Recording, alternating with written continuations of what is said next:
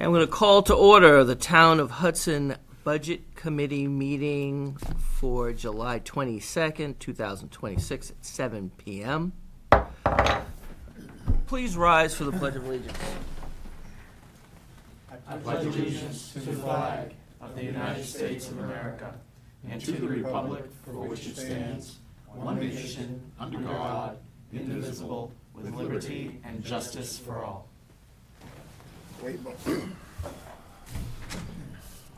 All right, for attendance, I see all members of the Town of Hudson Budget Committee present, with the exceptions of Mr. Brownrigg, Ms. Boucher, and Vice Chair Rice, and Mr. Strickland, all of who will be excused. Strickland? Oh, Everett. Mr. Everett, sorry. Mr. Everett, apologies. We get a new member, I didn't know about it. A new committee. All right.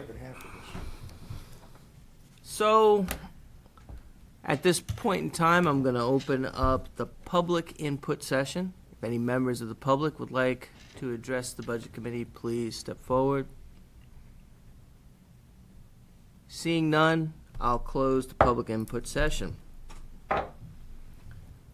Without objection, I would like to recognize Mr. Roy Sorensen, the town administrator, for purposes of making presentations on revenues and expenditures from the town at this time. All right, thank you, Mr. Chair, members of the Budget Committee, Roy Sorensen, Town Administrator.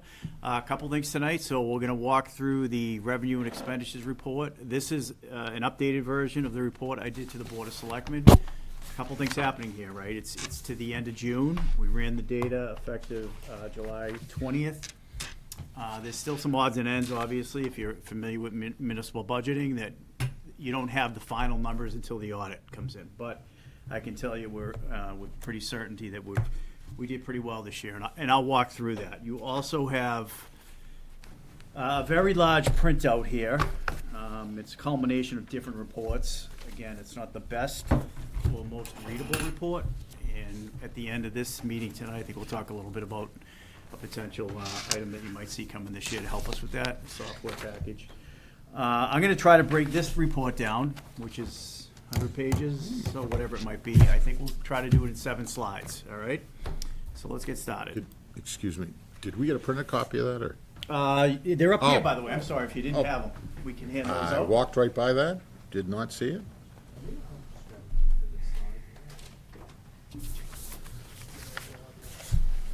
Liaisons? Thank you. Oh, you got one? Okay. Excuse thank me, you. I appreciate it. Thank you. Kevin, you got it? Yep, I've got one. Thank you.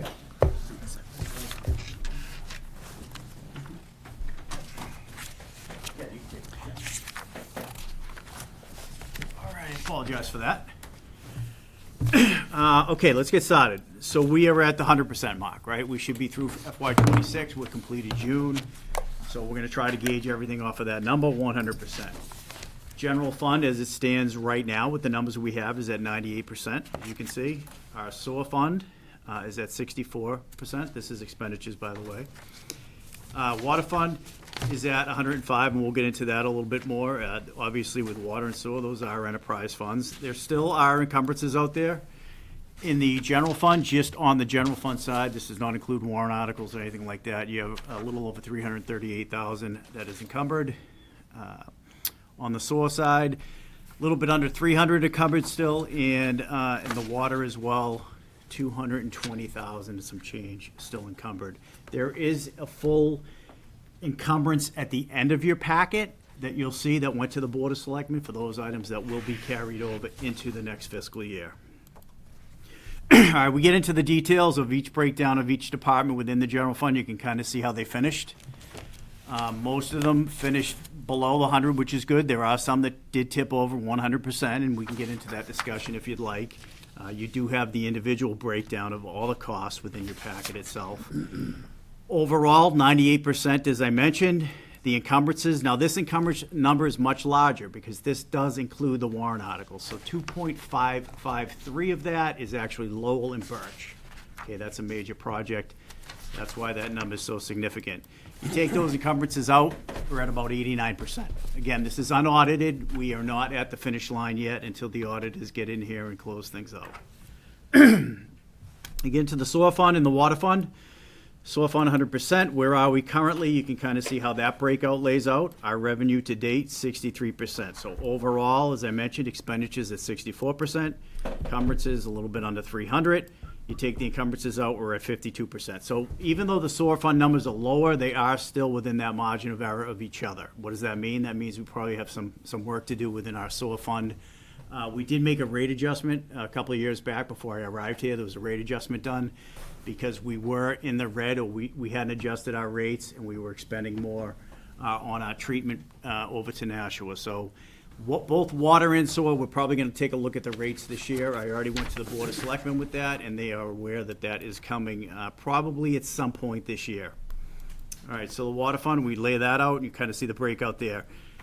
Supply, 119%. How come? Well, we are actually buying more water from Pennachuck because of the issues with our wells and PFAS and things of that nature. So again, this is why we have to look at the water rates and make some adjustments there. The good news is our revenue's in at 112%. All right, so there's a balance there, and that will all check out. As you can see, overall 105%. You have the encumbrances at 220 and some change. You take those out. Water's probably going to balance out. It'll be a margin of error, plus or minus, but right around 100%. Nonetheless, both of these are enterprise funds. You can run them in the red. It's not advised because you can use your, it's not like the general fund where you can't run in the red. We still have to look at the rates nonetheless, make those adjustments, and look to the future. All right, general fund revenue snapshot. This is just the general fund. We should be at 100%. You have the report in there. We're actually at 111%. So we did pretty good on our revenues this year. Motor vehicles, when I was back speaking with this committee maybe a couple, 3 months back, I was a little concerned. We actually finished very well. All right, we hit our number and more, so we made our mark there. Meals and room came in above what we expected, which was good as well. And then just a general breakout of some other items, highway block grant. That's some numbers we're going to have to look at because that's actually been coming down over the past couple of years. Recreation fees I included. Cable fees, this is a big one. Now, this is only 1/5 of what we typically collect from Comcast. It's just 20%. That number is not going to be available to us when we talk about revenues for the coming year because of the warrant article that passed. So that 76,000, whatever it is no longer part of our revenue equation. Ambulance fees, you can see we did very well. That's also attributed to the state law, and that's the new rules with ambulance billing. Nonetheless, we did see the numbers come in, and we'll actually see that increase next year. Now, I think, and maybe Mr. Jasper can correct me if he knows this, but that's going to sunset, I think, in a year or two, that 300, the Medicaid, the 325% billing on the ambulance fees. I don't know. I think it's 2 years. It's a trial run. And the reason they did this was for balance then to billing and revisit. having the insurance companies pay when they weren't paying completely what they were eligible for. They kind of set their own rates. So the new law swapped that around a little bit. All right, break out the motor vehicle revenue a little bit, kind of give you some historical. FY 24, 25, our target, as I mentioned, for 26 was 6.15, and we cleared that easily at 7 million and some change total. The number for 27, if the committee remembers, we increased that to 6.3, so we'll keep an eye on that for 27. Did very well in general fund interest revenue. Barbara Booley's done a great job since becoming the treasurer. You can kind of see the marks that we hit over 24 and 25. Our target in 26 was 375.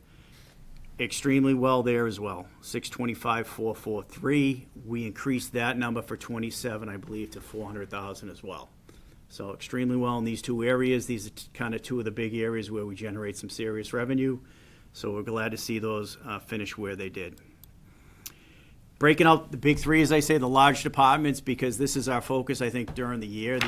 This is where you're going to see the most fluctuation, whether it's through vacancies, through seasonal things that are happening, particularly on the public works side with the heavy winter we had and along those lines. I will say at the midway point and even close to the 75% mark of the season, both Public Works and Police were pretty much, they were over. I did talk to, as I mentioned, the two chiefs from Police and Fire, as well as Director Tadowski for DPW, and I said, let's keep a close eye on our budget here as we approach the finish line.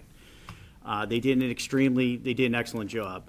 Public Works actually came in, and they have a little bit of an overage there at 101, 180 in the end. That's their full budget section. PD, they did well too. Now, they do have a deficit there, but keep in mind, we did have two major retirements there with the police chief and animal control officer. So those payouts came out of that. We did actually put a gross up in there out of one of our lines for the general fund that we can push through for earned time to make up some deficits within budgets. And fire actually did extremely well this year. They were in a big hole last year. And I think they're budgeting on, I would say, in 26. I don't know if something happened with the numbers or what was budgeted. As you know, they struggled last year. I'm sorry, 25. 26, the numbers appear to be more balanced, and you can see where they finished. And they've actually been fully staffed, too, so they didn't have a ton of vacancies and/or accruing a lot of overtime throughout the year. All right, summary. So I hope I didn't move too fast. I'm certainly ready to take questions, but this is preliminary, unaudited, right? So this is unofficial. We're still closing out minor expenditures, but not a lot. As I mentioned, the salaries overall, if you look at them, even with the earned time or accrued time in there, they're balancing out the encumbrances. You have that report. Those have already been secured. We have those ready for next year. In the end, I think we're somewhere around 1% under budget. So the auditors will come in and they'll certify those numbers. But I think this year we did very well. I don't have any concerns. When I was sitting here last year reporting to you folks, I was a lot more concerned because it was really close at the end. I think we had our head above water by $15,000 last year. So I don't even know what that percentage is. Kevin, Mr. Walsh is looking at me. What do you think it might be, that percentage? 15, was that what I say, 15,000 divided by whatever the budget was? Just say 40 million. Yeah. We had a life jacket on, but we made it. This year, I don't think we're in that situation, so I think we're going to be better suited to get across the finish line this year. Again, I hope I didn't move too fast. Does the board have any, or does the committee rather have any questions? Mr. Walsh. Mr. Chairman, I think at the last selectmen meeting, there was a discussion around perhaps looking at creating a policy around encumbrances or the Yes. definition of encumbrance. Is that something that I think we've also kind of asked on the school side too as well, since some things Yep. don't seem to be. We actually, at the next meeting, I'm going to bring 5 finance policies forward. That'll be a new policy for us. We currently don't have one. We're developing it right now. So we'll come forward to the board and say we want to look at these 5 policies. We generally do 2 reads. We mark them up, or we give the board a chance to weigh in, and then we adopt them as well.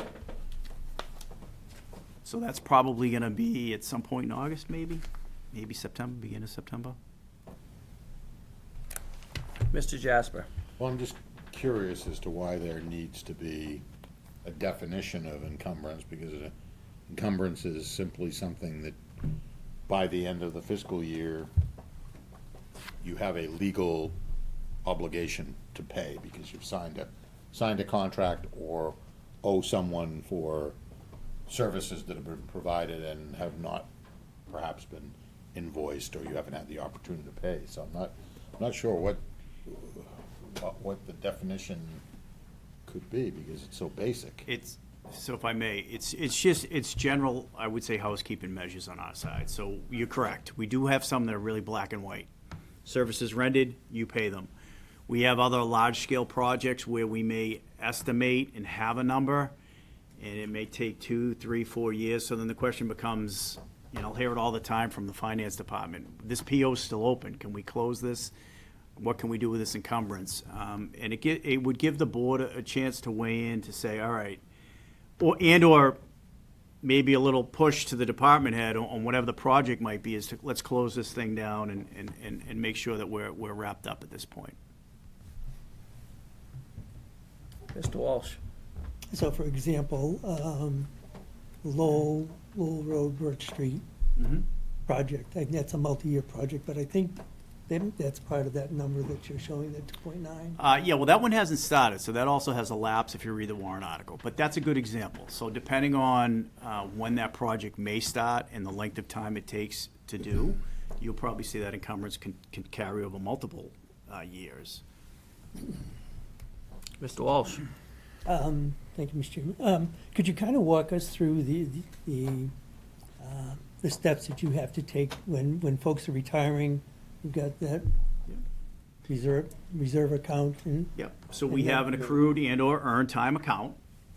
We have the CRF, as you folks know. We also have a minuscule amount of money within the budget to cover that. It's never gonna cover your retirements, resignations, or whatever it might be.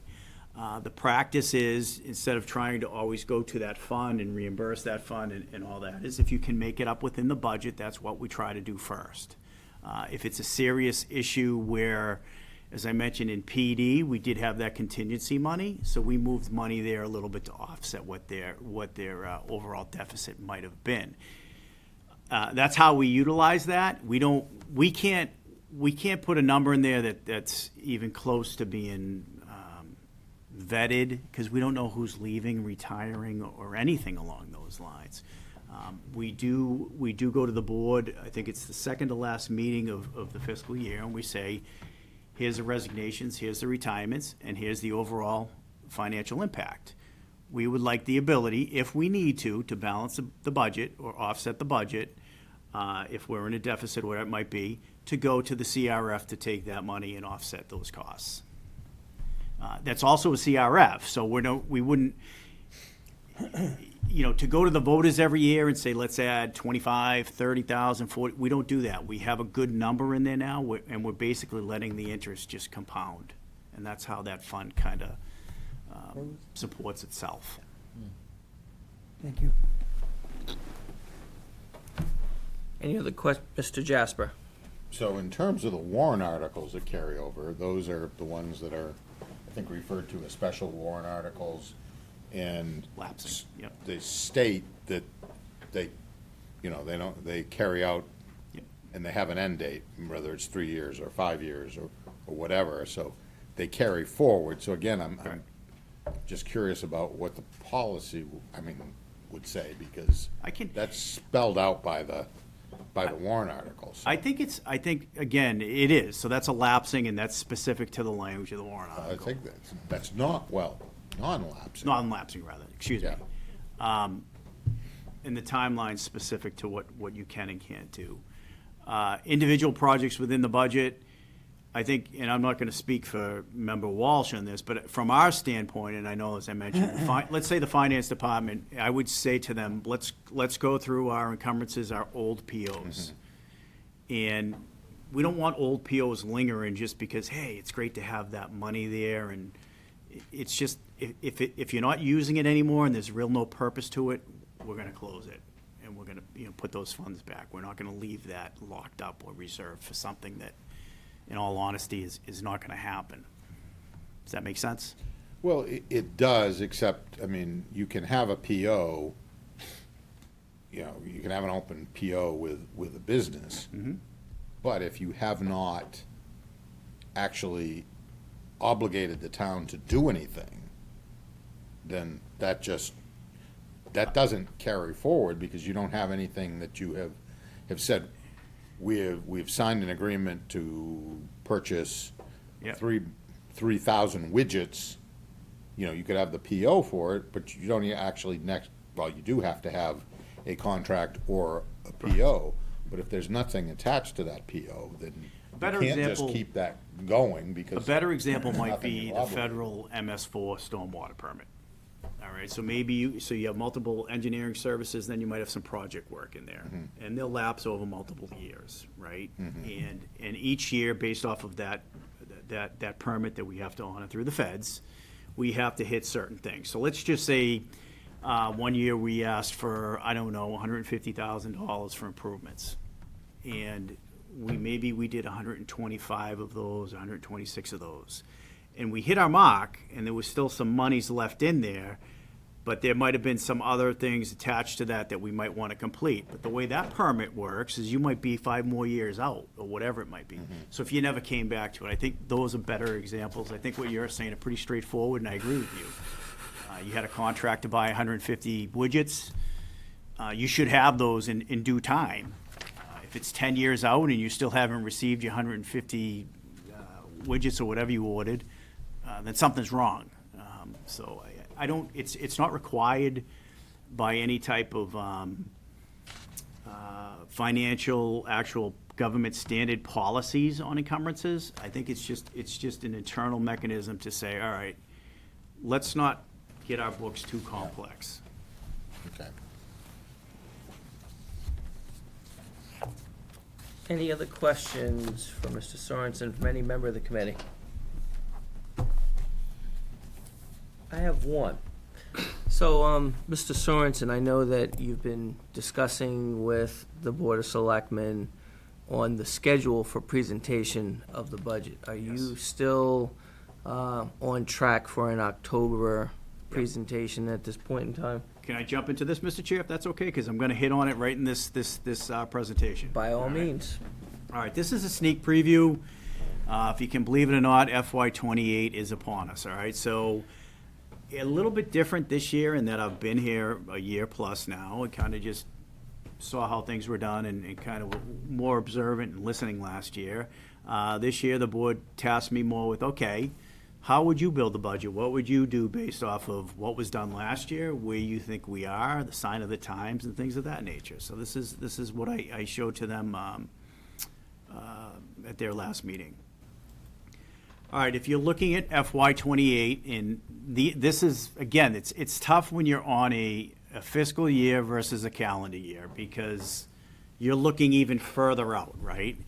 And what does that outlook present to you when you're more than a year away from it and you're currently looking at the times you're at right now? But this is just doing some research. This is what we're seeing, all right? And one of the things I always did and talked to the selectmen about, the approach to the budget, you got your labor and benefits, right? So those are controlled, whether it's through CBAs or whatever it might be. And then you have all of these other items that really you have no control over. Your workers' compensation, your property and liability, your computer software contracts, any type of contract for that matter. Gasoline, diesel, propane, natural gas, all utility-related stuff.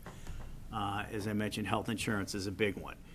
When you really can put down a moniker and saying, this is what we want to do this year, you're looking at this line right here, operating supplies, right? This is where you can really say, you know what, let's either stay zero, level funded, whatever it might be, or whatever the increase might be. So that's the focus and or the concentration of how we would build the budget, or how I would explain on how to build that budget. The other thing Hudson does is they always ask for out-of-budget requests. So keeping those things in mind in your budget, and then any new one-year items or larger valued items that maybe don't meet a warrant article standard, but still related to capital and things of that nature, we say, let's put those through as out-of-budget requests, all right? So there's a little bit of history there. So you can see the total amount of out-of-budget requests. Now, obviously, the Budget Committee gets to weigh in on the out-of-budget requests. We did this last year.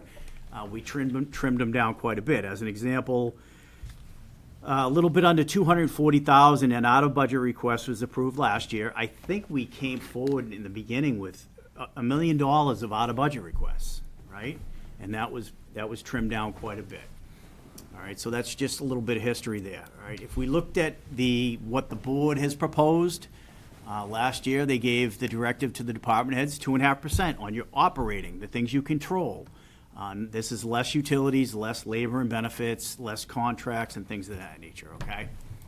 So where are we now? You can kind of see the CPI, 3.6, and inflation is starting to creep up again, 4.2.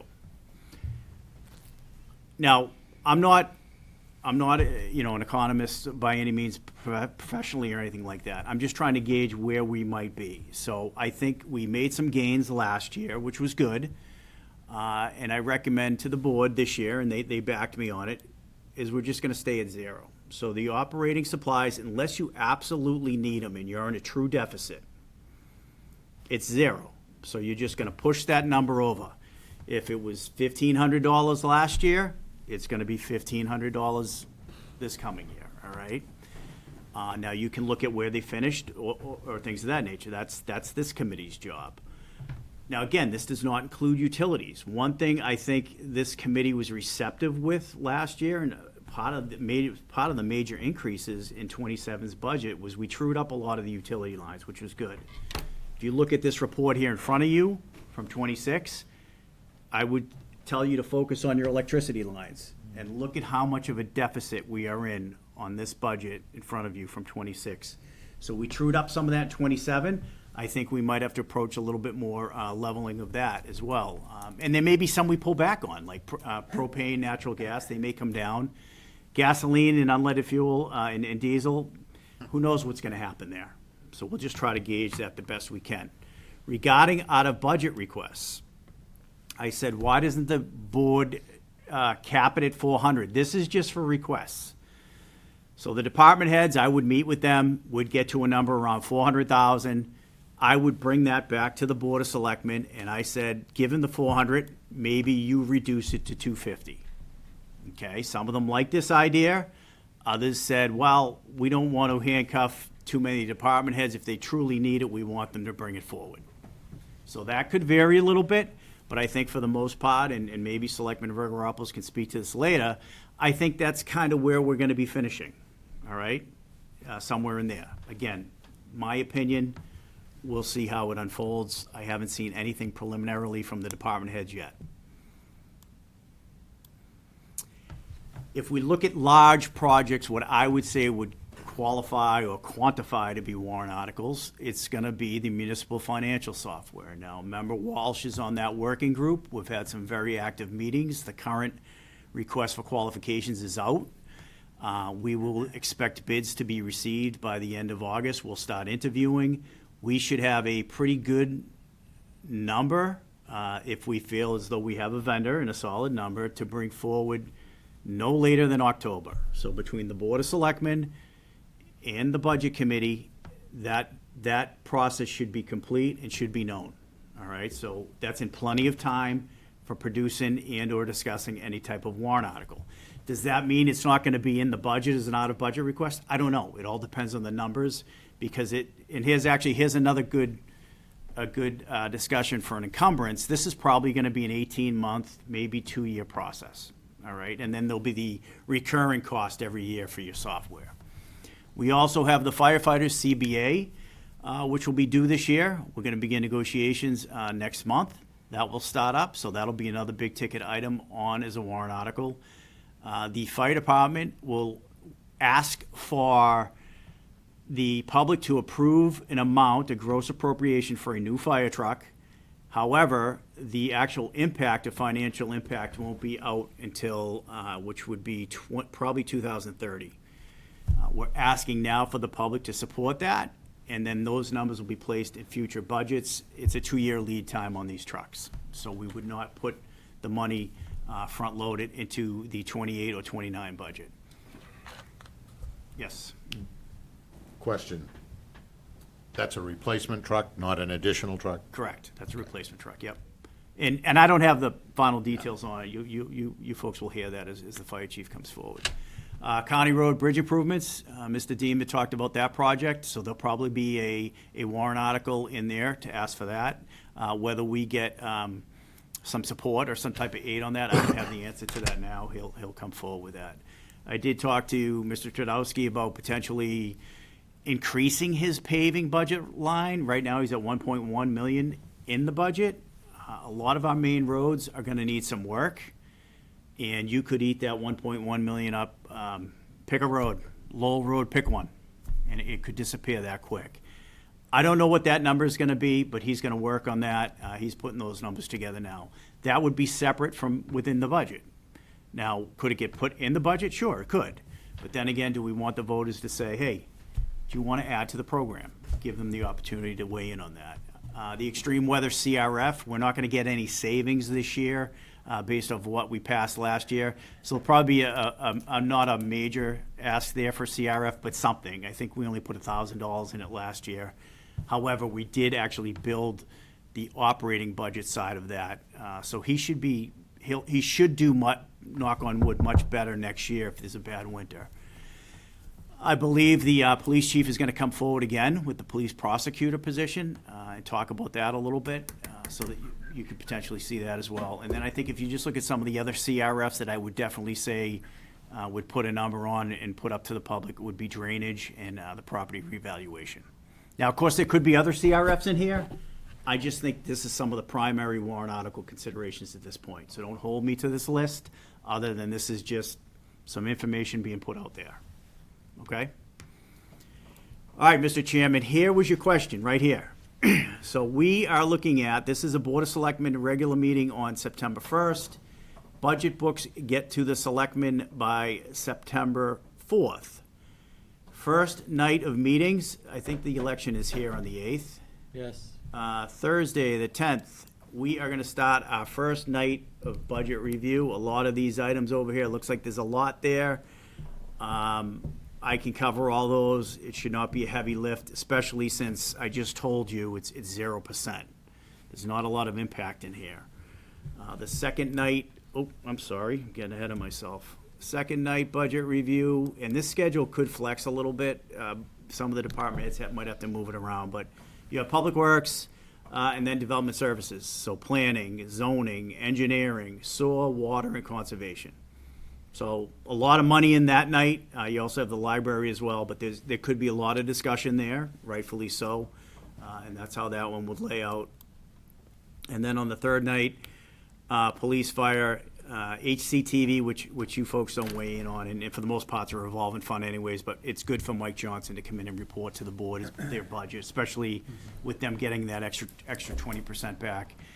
We'll start discussion on warrant articles. I know there was a delay last year. The committee wasn't happy with the time it took to get to the warrant articles. I'm not opposed to saying, hey, let's get these things drafted now first, and let's put everything on the table so we can kind of true up as we go. Again, this schedule could flex a little. If we need extra time, we'll go into the regular business meeting on the 22nd. And/or, I don't think this is going to happen, but the 24th. So we have this whole week here, just in case something goes awry. Your question, when would the Budget Committee get the books? I think that says October 7th. Does that say October 7th? It does. So, that's your answer, October 7th. Well, that's definitely great news to hear today. Any member of the Budget Committee have any questions about that? Very good. All right. Just a little bit of an info slide. Jim Michaud, our chief assessor, helps put this together, get some stats, calls around to the other communities.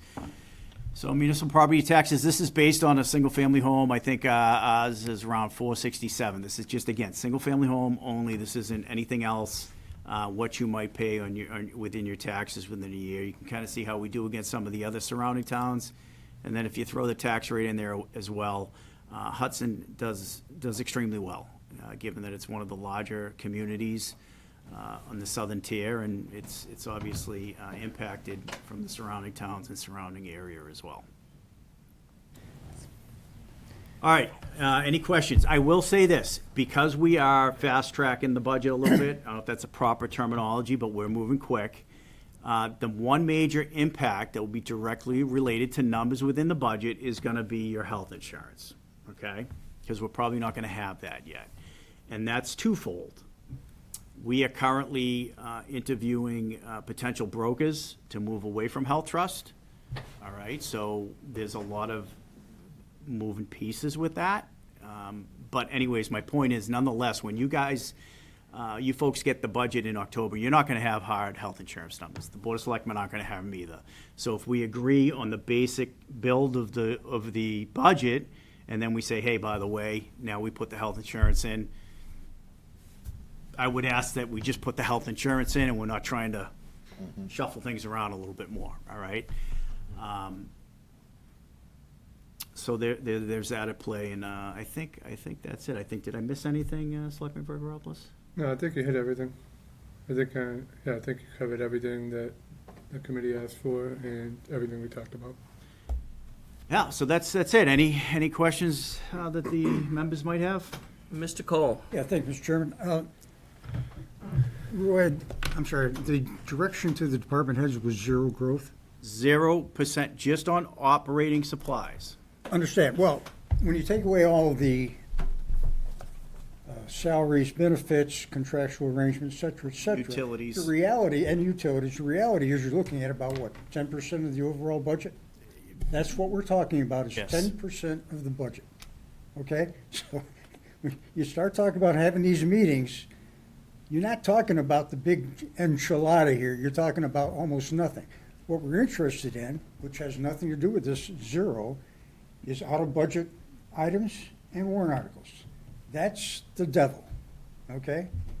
And I think everybody here is smart enough to know it. Thank you.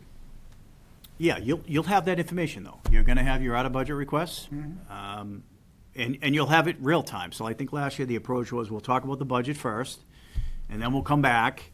I don't wanna do that this year. I think when the department head's here, you can get into their budget all you want.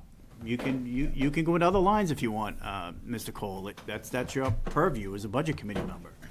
And you'll be able to weigh in on their out-of-budget requests. You'll be able to weigh in, or your thoughts on what a warrant article might be. Now, ultimately, you would just not recommend a warrant article if you didn't believe in it, but you have direct impact on whatever the budget is itself and any of these large out-of-budget requests. And the default budget. Oh, that's, can I ask questions now, Mr. Chair? That was the one thing, right? I got a question for the All right, committee. the floor is yours, Mr. I got a Sorensen. question for the committee. What are we doing with the default budget? Well, I don't want to steal the chair of our subcommittee's thunder, because he'll be giving a report a little bit later, Okay. I'm sure. But do you want to talk to Oh, that, I think, Mr. Jasper? yeah, and obviously, I mean, the two members of my committee have not been around. But I did have a good conversation with the superintendent last week, about this, and I should sit down and talk with you. I mean, looking at where we are in the reality, and said this over and over, default budgets are intended to be painful.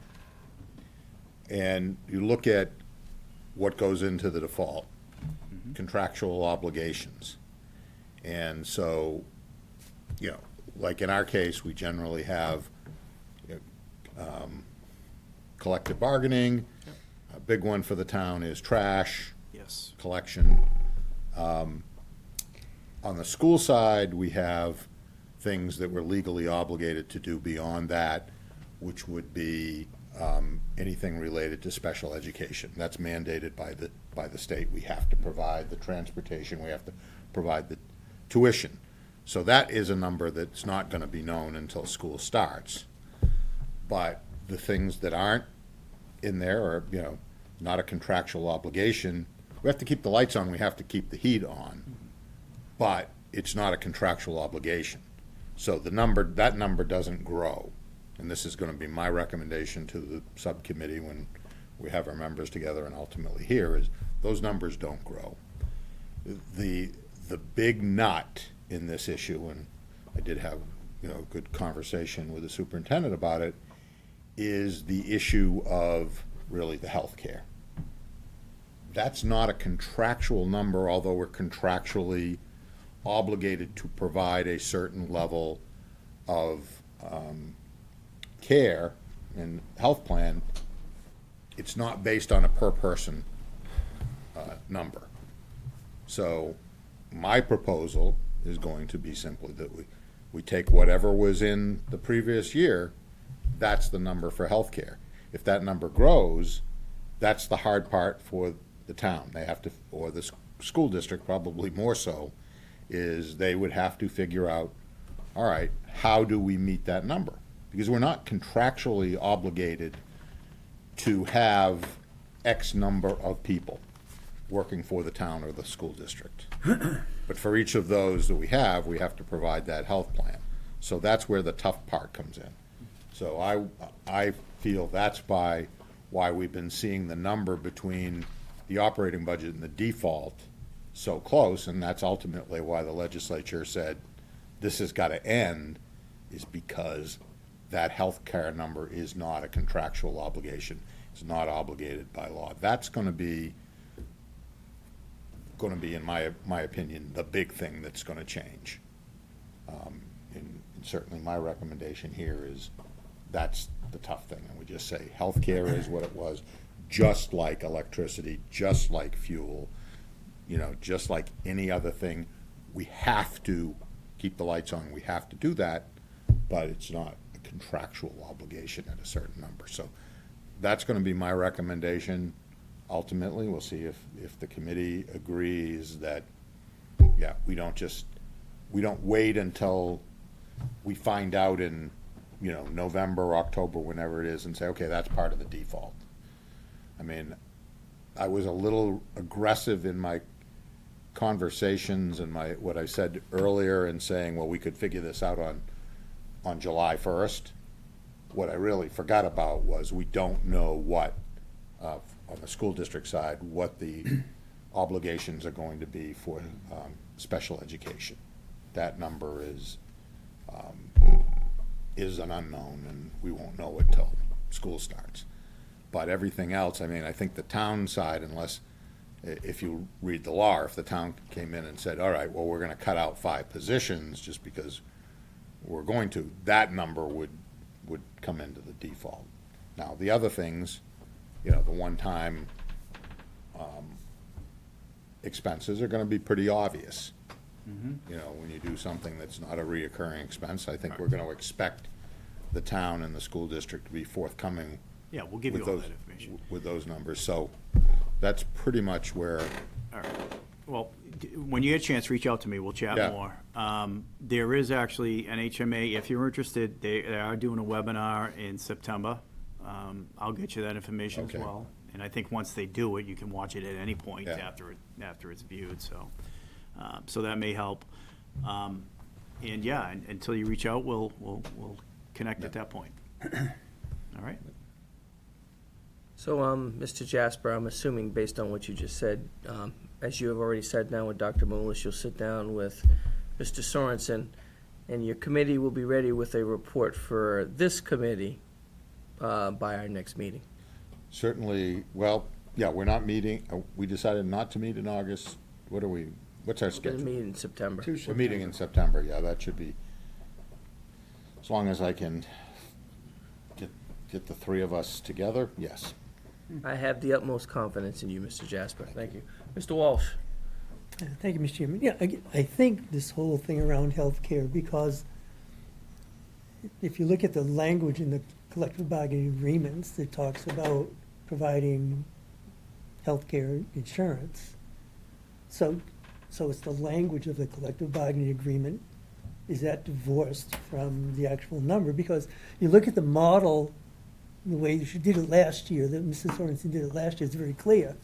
You back out the year 2 of the agreement and you add year 3 in, but that to me implies that that's also including something for healthcare, or maybe I'm just way off. Well, and if I may, Mr. Chairman. Mr. Jasper? So when the voters approve a multi-year contract, they approve a number for each year. And that's the total number that they know that they are contractually obligated to pay for. They're not, it doesn't say plus any increase in health insurance. So my feeling is, and my recommendation is, will be that we take that number, whatever that increase is, that gets added in. So if we've got a contract that costs $1 million more, then yes, the default will include that $1 million. And but there's nothing in a contract that obligates anyone to have, 45 firefighters, 300 teachers. If that came forward, if we approved contracts that said number of individuals in each bargaining unit, and this is the plan that then that would be a different situation, because then we would be contractually obligated to provide that level of health insurance for that number of employees. But there's nothing that says how many people we are going to have within that bargaining unit. But they're projecting a number forward, okay, fair enough, that's the cost of the contract, and that's all we are obligated to pay. And if, because the health insurance costs went up that much more, then from someplace else, Right. they have to find that. If that means, okay, we've got to lay off 10 people to get to that number, so be it. Yeah, so we actually do, so you're right. You take the previous year, which has the insurance built in. That carries over, you make the adjustment for whatever the contract says. Right. Monetarily, just on whatever their pay may be. And then we give you the separate breakout for health insurance increase. So that's a line item in that, when it shows less plus, and we do that breakout. And what you're saying is we no longer would put that in there, you gotta find that somewhere else. And that's why I think that this new model in this bill makes it much more imperative that the committee and the governing body work together to get to a number that we can all support. Because there's been a feeling, I think, that's gone on for 20 years now, that, well, it really doesn't matter if the budget committee supports the budget, because the number that we're gonna get if we go to default is close enough for government work. And so this would bring it back to what it used to be, which was a real painful decision, which means that, you know, we wouldn't be seeing, you know, if we came up with a budget number that, let's say, was 5% less than the governing body, they wouldn't necessarily want to risk putting that money back in, or most of it, because the budget committee would then be in a situation to say, we can't support that number, we fall back to the default. And, you know, in this town particularly, the budget committee's recommendation carries a great deal of weight. And so I think that's where we get to a point where now we get to collaboration. And you know, we may come in with a number that's lower than what the school board or the Board of Selectmen wants, and if they feel very strongly about that, they come to us and make the case as, hey, you should reconsider and put this in, and we come to a number that works. That's what I'm hoping for. That's what I think it used to be in the early days of the default budget, because I don't want to see the town or the school district in a default situation if the difference is huge, but it really hasn't made any difference for a number of years. So. Mr. Cole? Yeah, thank you, Mr. Chairman. A couple items. Forgive my ignorance, I don't pay that much attention to what goes on in Concord. This default budget legislation, that applies to the school also? Yes. Really? Okay, I wasn't aware of that. Yeah. So the catastrophe that's looming is twice as bad as I thought it was. So, to your point, Mr. Jasper, how do we make this painful thing come back into existence if in fact 90% of the operating budget is obligated and we're only dealing with 10%? How do you make it painful? Well, you make it painful because there is no increase in a default budget for electricity, for fuel, for health insurance, for property liability insurance. Essentially, that number, or the default budget, is the last year's budget with none of that stuff rolling up except for collective bargaining agreements and things that are mandated by law that we have to do.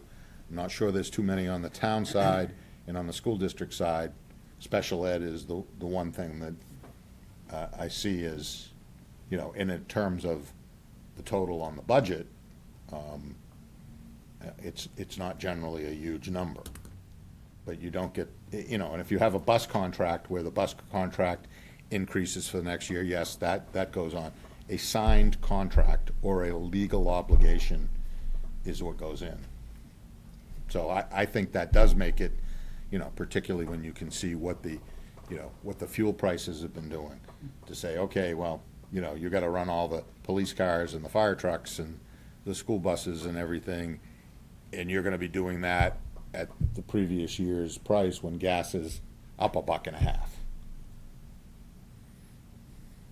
that's where the pain is. If I might, Mr. Chairman, Mr. Cole? with all due respect to the town and the school, it's not your particular issue, but Mr. Jasper's correct. We now have an operating budget and a default budget that is a difference without a distinction. Neither the school or the town gives a rat's ass what the voters do, okay? Because they've got basically the same number in there. Now, the difference, one of the big differences is, and I think goes back from our time years ago, you now have this category of out-of-budget items. Those used to come forward with the department head as recommendations for his department, okay? And if they didn't make it, that was it. It wasn't showing up somewhere else. So the school, and I'm guessing the town, have come up with this unique idea of taking things and calling them out of budget. And that's where we're getting the money that we have no control over. It won't be in a default budget, and it won't be part of the pain, because there will be no pain. Thank you. I'm not following you on that. Okay. Because the out of budget, I mean, I don't like the term either. They can become warrant articles that the selectmen can put them in, but if they put them into the budget, they're not part of the default, because it's the previous year's budget. But historically, they're Because gonna you wind can't up add any being new line items. standalone warrant articles if they don't make it by the first cut. And that may That's be, what they're gonna do. and that may be true, and we get to weigh in on that with recommendations. And again, when the budget committee says no, the chances of a strong budget committee vote of no on a warrant article generally means it's not going to pass. I mean, that's historically accurate, with some exceptions, but I'd say probably 80%. It's not a very, if I was a betting man, I wouldn't want to take that bet. All right, does any other member of the committee have a question for Mr. Sorensen? On which topic? On any topic? Oh, okay. That's a whole different ballgame. It's a whole different can of worms. Yeah. Mr. Walsh? No, again, I think, on the default budget, I mean, these so-called out-of-budget items, so you have an appropriation that says the town budget's $40 million. And then you come to the end of the year and say, we have $2 million that we can spend. So we spend it on certain things. Those become one-time expenditures, so those automatically come out, number one. Number two, on the collective bargaining agreement, say, last year the model was, for example, Public Works. They take a portion of that Public Works contract and portion that to water and sewer, because Yeah. you got personnel, but that doesn't show up in the warrant article for the contract, but it comes up in the default budget discussion, because now you have 4 guys working in sewer. Well, it'll be on the drains and so on and specific so water and forth. sewer ones too. Yeah. It's sewer, actually, and Right. it will be. I think it's a 60-40 split, and you'll see the difference. And then there's a couple employees in water as well. All right, any other questions for Mr. Sorensen? Mr. Cole? Yeah, thank you, Mr. Chairman. So Roy can get out of here at a decent time. My first time, I'm dealing with the notice of approval dated 17 January 2023 with regard to site plan number 1222, Hudson Logistics Center amended site plan, page 9, paragraph 61. This is the famous, with all due respect to Mr. Jasper, the extortions by the town of Hudson on target. So I'm interested, Mr. Sorensen, I don't mean to put you on the spot, and this could be something you could respond to at a later date. Yes. Be in writing to this committee. What's the status of items small b through small g? Those are all town-related items. I've lost track. I see a building that's not being built. I see a whole bunch of roads that aren't being finished properly. I'm just wondering what the hell's going on down there. All right, so give me the items again, please. Items, I'm sorry. what were give me the items you mentioned, 5, was it G? Oh, or- the items on page, starting on page 10, So items, this is the development agreement, right? site plan approval. Okay. I'll tell you what, with all due respect to Mr. Sorensen, and I apologize for springing this on, let me, if I might, Mr. Chairman, talk to Mr. Sorensen offline and request some information for us, or we can do it Well, tonight. you It's up to certainly can do that on your own I'm sorry? time. I thought you wanted to Oh, to I can inquire, stay. Mayor. I'm not trying to put Roy on the spot. I'm trying to get an update on these items that have been sitting around now for 3 years, okay, to the tune of approximately $7.7 million. So I'm wondering what the status of items B, C, D, E, F, and G under paragraph 61 currently are. Mr. Jasper. Well, I think those are very valid questions, Well, thank you. but I'm not sure that they actually have anything to do with anything we're ever going to do, because, in my opinion, this was an extortion agreement that two parties agreed to, and they've kept it all out of the budget process. So no matter what the answers to the questions are, none of that is going to affect anything we do, because the town's not gonna bring any of that before the budget committee or the voters for approval. So I think that citizens have a right to know what's going on. I just don't know what this committee can do with that information. Maybe I'm missing something, but I don't see that there's anything we can do with the information. Mr. Walsh.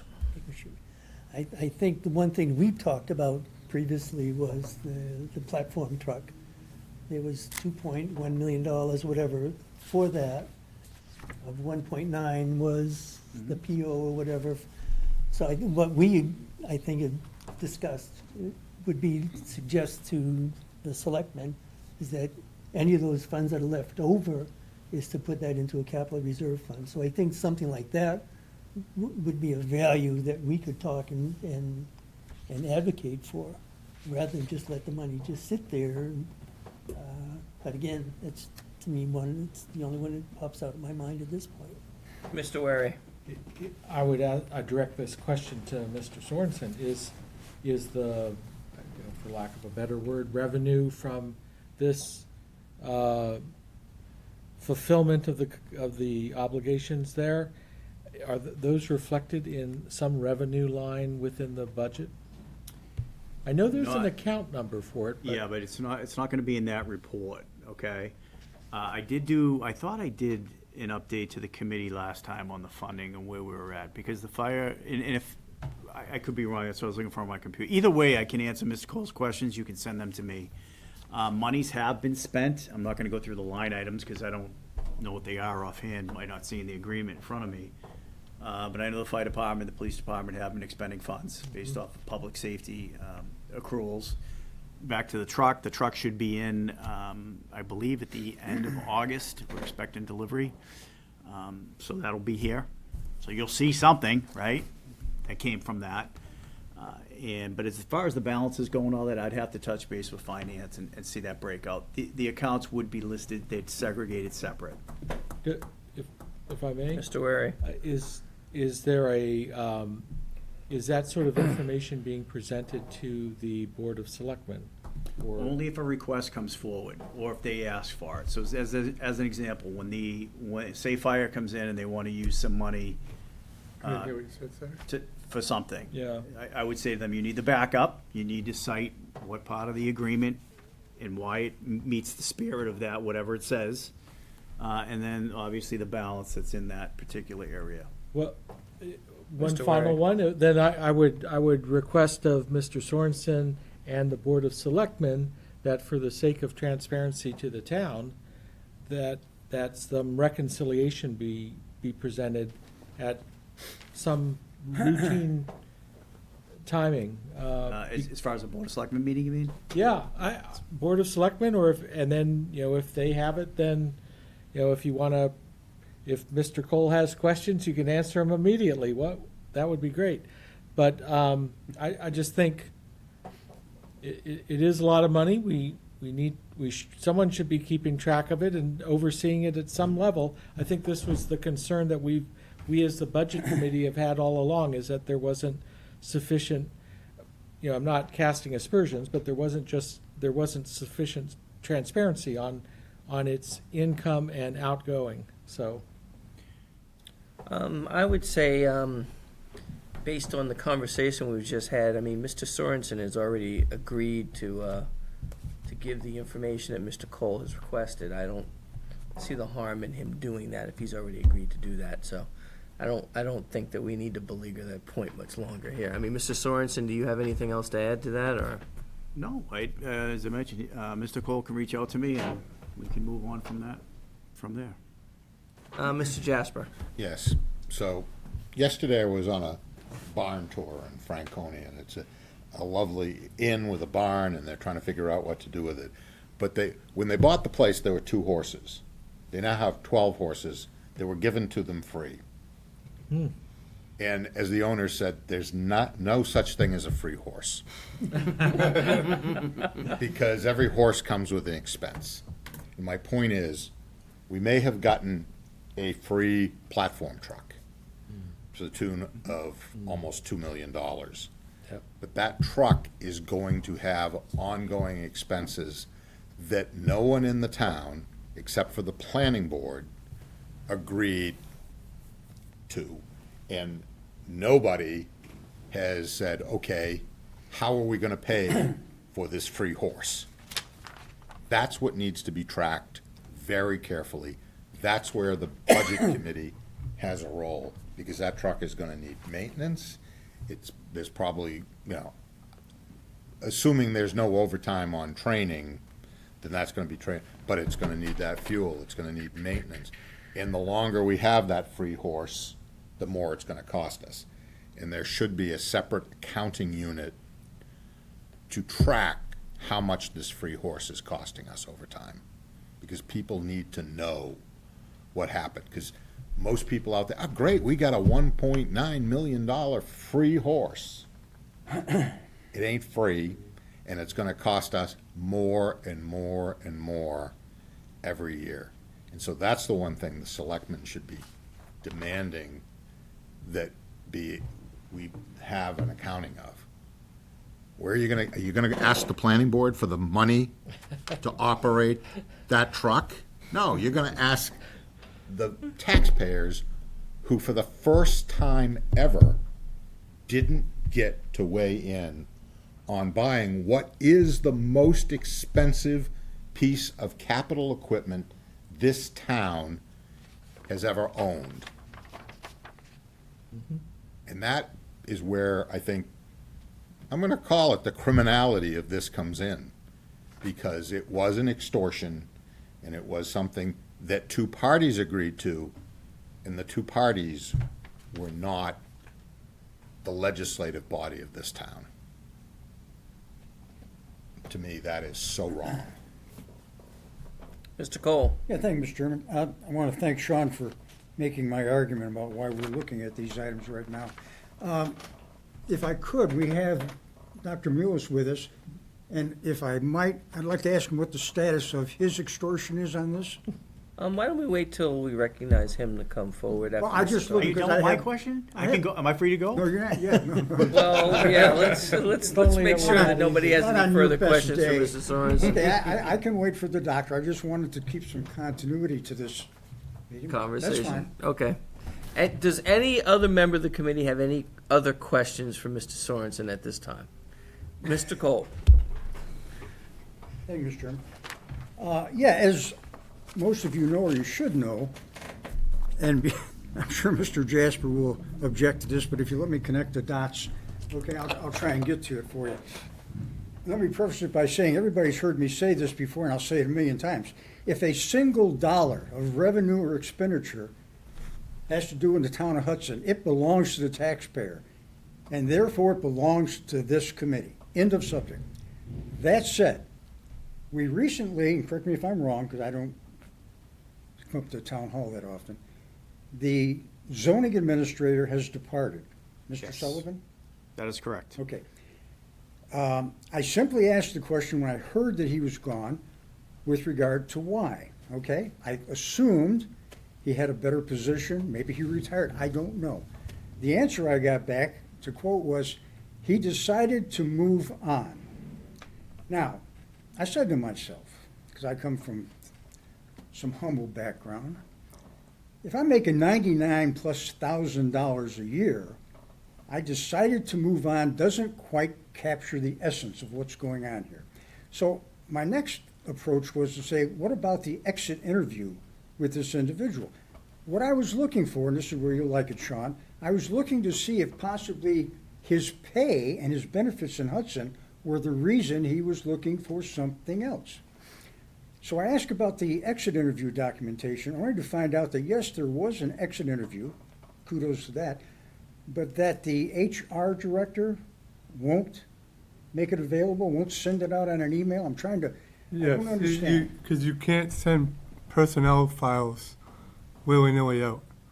So they have to be I'm not controlled. saying willy-nilly. I'm But that talking meaning, about- I'm i.e., talking they about can't email them to an you. elected, I'm talking about to an elected official.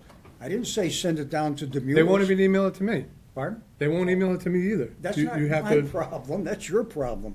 I want to see the exit interview and see if there's anything in there where the individual talks about benefits and salary, which would be of interest to this committee. So now how do I get a chance, or anybody in this committee, to see the exit interview? I advised you to contact Michelle Brewster, who is our HR generalist, and schedule an appointment to come in and see With it. all due respect, Selectman, I'm not a shoe shine boy, okay? I don't have to go with hat in hand and see if I can get an appointment with an employee to see something. Now, in the old days, I could have you said the police department could bring a copy to my house. I don't want to have to go that route, but that's what we used to do. So, Mr. Sorensen, you're here. Tell me the best way for myself or any member here to see the exit interview document, So we're discussing a personnel issue, okay? which is not the privy of this committee by any means, and therefore, in this setting or this platform, I'm sorry. I would not have this discussion here tonight. It's a personnel issue. So, following with the suggestion there, I should contact the HR director and come in and make an appointment? I'm not going to, so as the town administrator, I'll advise Selectman Vergaropoulos is here. You can communicate through me Okay? and then through the HR generalist, if that's you choose. We're not here to discuss personnel issues. Again, it's I'm not, it's discussing not it. the purview of this With all due committee. respect, I ask a simple, innocent question, I would which has now snowballed, okay? I would didn't- say. I didn't make any insinuations. If I may, Yeah. Mr. Cole, I would say you should have reached out to me. You reached out to Selectman Vergaropoulos. I think he did his best to try to talk to you about the situation. However, given that I am the town administrator, and a big part of my responsibilities and duties is to administer staff, personnel issues, those requests, and/or anything else you might have in that relation should come through me first, at which time, if you feel like I am not answering your questions, then you're free to go to the selectmen at that point. Before I let these other two committee members ask a question, let me ask you something, Mr. Sorensen. Is there anything in Mr. Cole's request that you perceive to be a violation of privacy law? Well, that ultimately, whatever information we give him regarding a personnel issue is absolutely deals with privacy laws, 100%. Mr. Wary? So just trying to think about this from a process standpoint and what the Budget Committee is responsible for. If in fact, just trying to work through the scenario that you're imagining, Mr. Cole, is that if this zoning administrator left because they were able to get more competitive salaries and/or benefits elsewhere, and that information was relayed to the HR person during the exit interview, then there would be, to replace that person, there would be some discussion at the Board of Selectmen about the need to have a higher salary and to address the benefit deficit as applicable. And then that proposal for the replacement person would then come before the Budget Committee at that point in the budget, at the appropriate point in the budget process. So I think we're getting way ahead of where our responsibilities lie, which is to look at the proposed expenditures based upon information that Mr. Sorensen and the Board of Selectmen need to review in order to hire the replacement position. So I think I do think that's an unnecessary ask. I think they have to go through their process, and then as their replacement and hiring process, and then as their replacement and hiring process needs to justify what they need to justify, then that may come before us at that point. I don't see a need to have it beforehand. Mr. Jasper? I think it's a very interesting question, but I agree with Mr. Weary. And if I'm remembering correctly, only you and your administrative assistant, if whatever the title is now, you two are the only two non-union members in the town. Is Oh, that no, correct? no. Well, that's how it had gotten to that point where everybody belonged to some type of union, even if it was a local union. No, we have several positions that don't belong to any, or no, are unaffiliated. All right. At this point. He's not. But, yeah, yes, other than department head, you're correct, I forgot about that. So is the town engineer part of the professional? The town engineer is, Mr. Dema, who's the development services Yeah. director, is not. Okay. Police chief is not, fire chief is Yeah, not, okay. recreation director is not, DPW director is not. So if you look at the I- hierarchy, Yeah, but the town engineer is part of a collective bargaining unit. yeah, but that's not the talking position about he's zoning. talking about. Zoning Zoning administrator, I'm administrator. sorry, zoning administrator Yep. is part of a collective Yes. bargaining. So regardless of what this committee might think, where if we didn't think Mr. Sorensen or police chief was getting enough, we could put more money in the budget, the selectmen could decide. But if we put more money in the budget for somebody who's in a collective bargaining unit, even the selectmen can't increase the salary. But I do think, and this isn't as, really as a budget committee member, because but I would hope that when you have somebody on that level leaving, I wouldn't expect it necessarily of a firefighter left or a police officer, but when you have somebody this level leaving, I would hope that the Board of Selectmen was sitting down and reviewing the exit interview to determine, is there something going on that they should be looking at, such as that. We've reviewed everything, we Okay. understand what All right. exactly happened. Okay, and I think that's your job, it's not our job, so. All right. Any other questions for Mr. Sorensen? Seeing none, thank you for your time this All right. evening. Well, thank you for having me, and I hope I gave you some good information, and we'll Yes, start thank you. working towards FY '28. Thank you very much. Thanks All right. for Have a Thank good you. night. It's coming. The fun is coming. Oh, yeah. All right, so at this time, I'd like to welcome forward the superintendent of schools, Dr. Moulis. Thank you, Chairman Lawrence. Thank you, Budget Committee, for having me here this evening. So, Dr. Moulis, the floor is yours to begin with your presentations wherever you'd like to start. So I had an opportunity to review the June 3rd Budget Committee meeting, and preparing for that, provided tonight for the Budget Committee a few artifacts that the Budget Committee has. I'm going to start with talking about the health RFP process and health insurance. So in your packet of information, the first document you have, which is also posted on our website, is the invitation to provide a proposal for the RFP for health insurance. That closes at 3 p.m. on July 31st. As we step through that process, this is going to tie into, I think, some of Mr. Cole's questions that I received via email about school care, and these two are going to tie together about explaining why didn't the district switch for FY '27.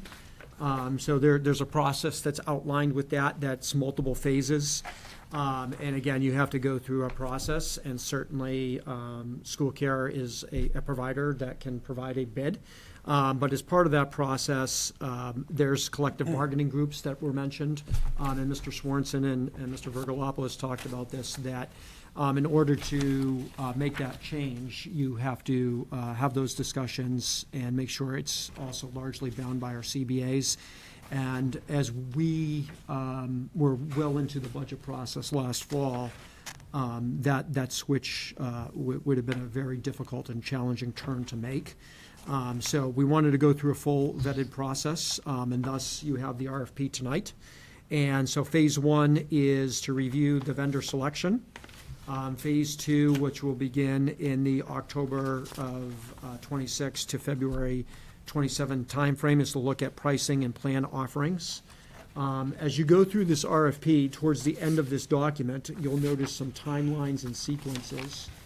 There will be a public opening of all bids on August 3rd at 11 a.m.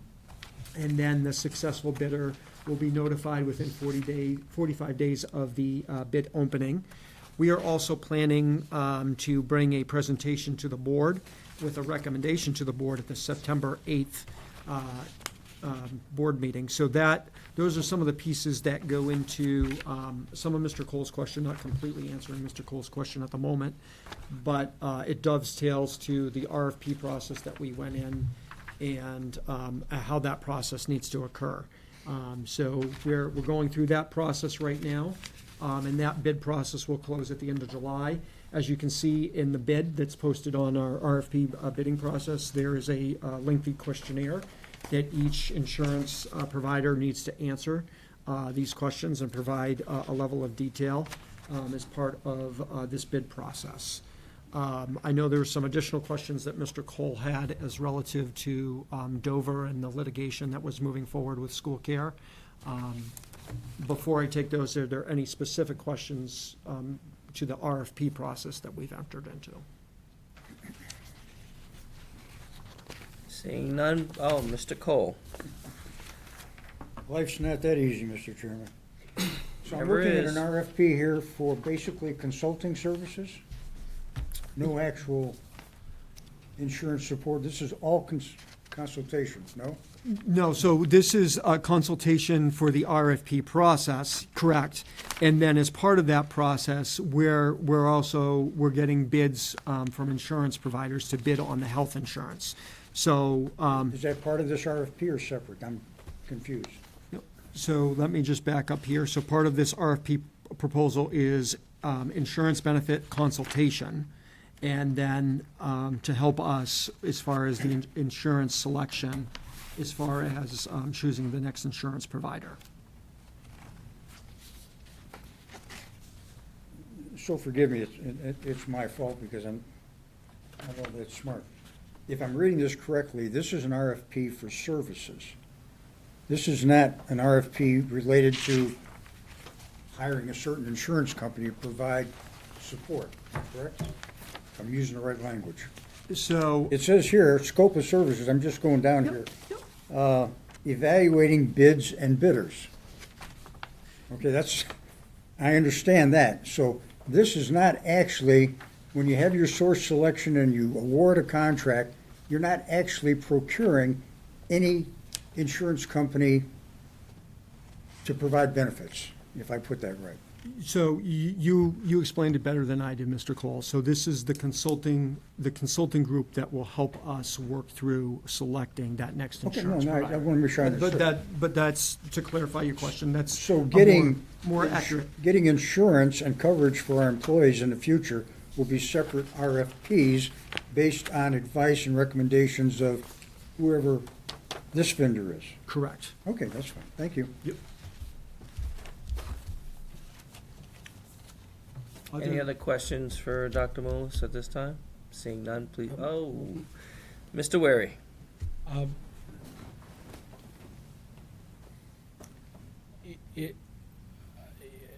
This is an awkward question, but Dr. Mullis, do you feel that this is necessary, that there is insufficient expertise within the school board and the school district to be able to make these sorts of decisions on healthcare benefit plans? So it's, we're using a very similar process to the town. They're also have gone out to an RFP bid.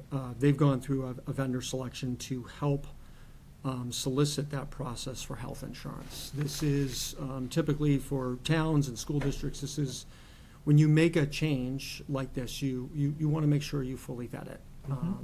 And so as part of that process, and I know Mr. Sorensen just left, and Mr. Vergalopoulos maybe can speak to this, the town also went with a vendor to help narrow down that selection pool for insurance providers.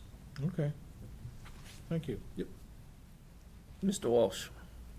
Well, again, thank you, Mr. Chairman. I was just looking at page 5 at the top of that, and it talks about the continued scope of services. So it says leading the implementation and communication of new programs or changes to existing programs, et cetera. So to me, that sounds like some of these vendors do both. They administer the program. I'll just name a name like Hub International as an Yep. example. Yeah, as an example. Is an example where they will come in and they will assess what you have today, Correct. what your needs are, and basically marry the two. Say, here's a proposal for your health, your long-term disability, short-term disability, et cetera, et cetera, et cetera. And we'll manage that. Mr. Walsh, you said it really for you. well. It's helping us provide a cost analysis to look at the best provider for health insurance, long-term disability, all those providers to get us the best rate possible.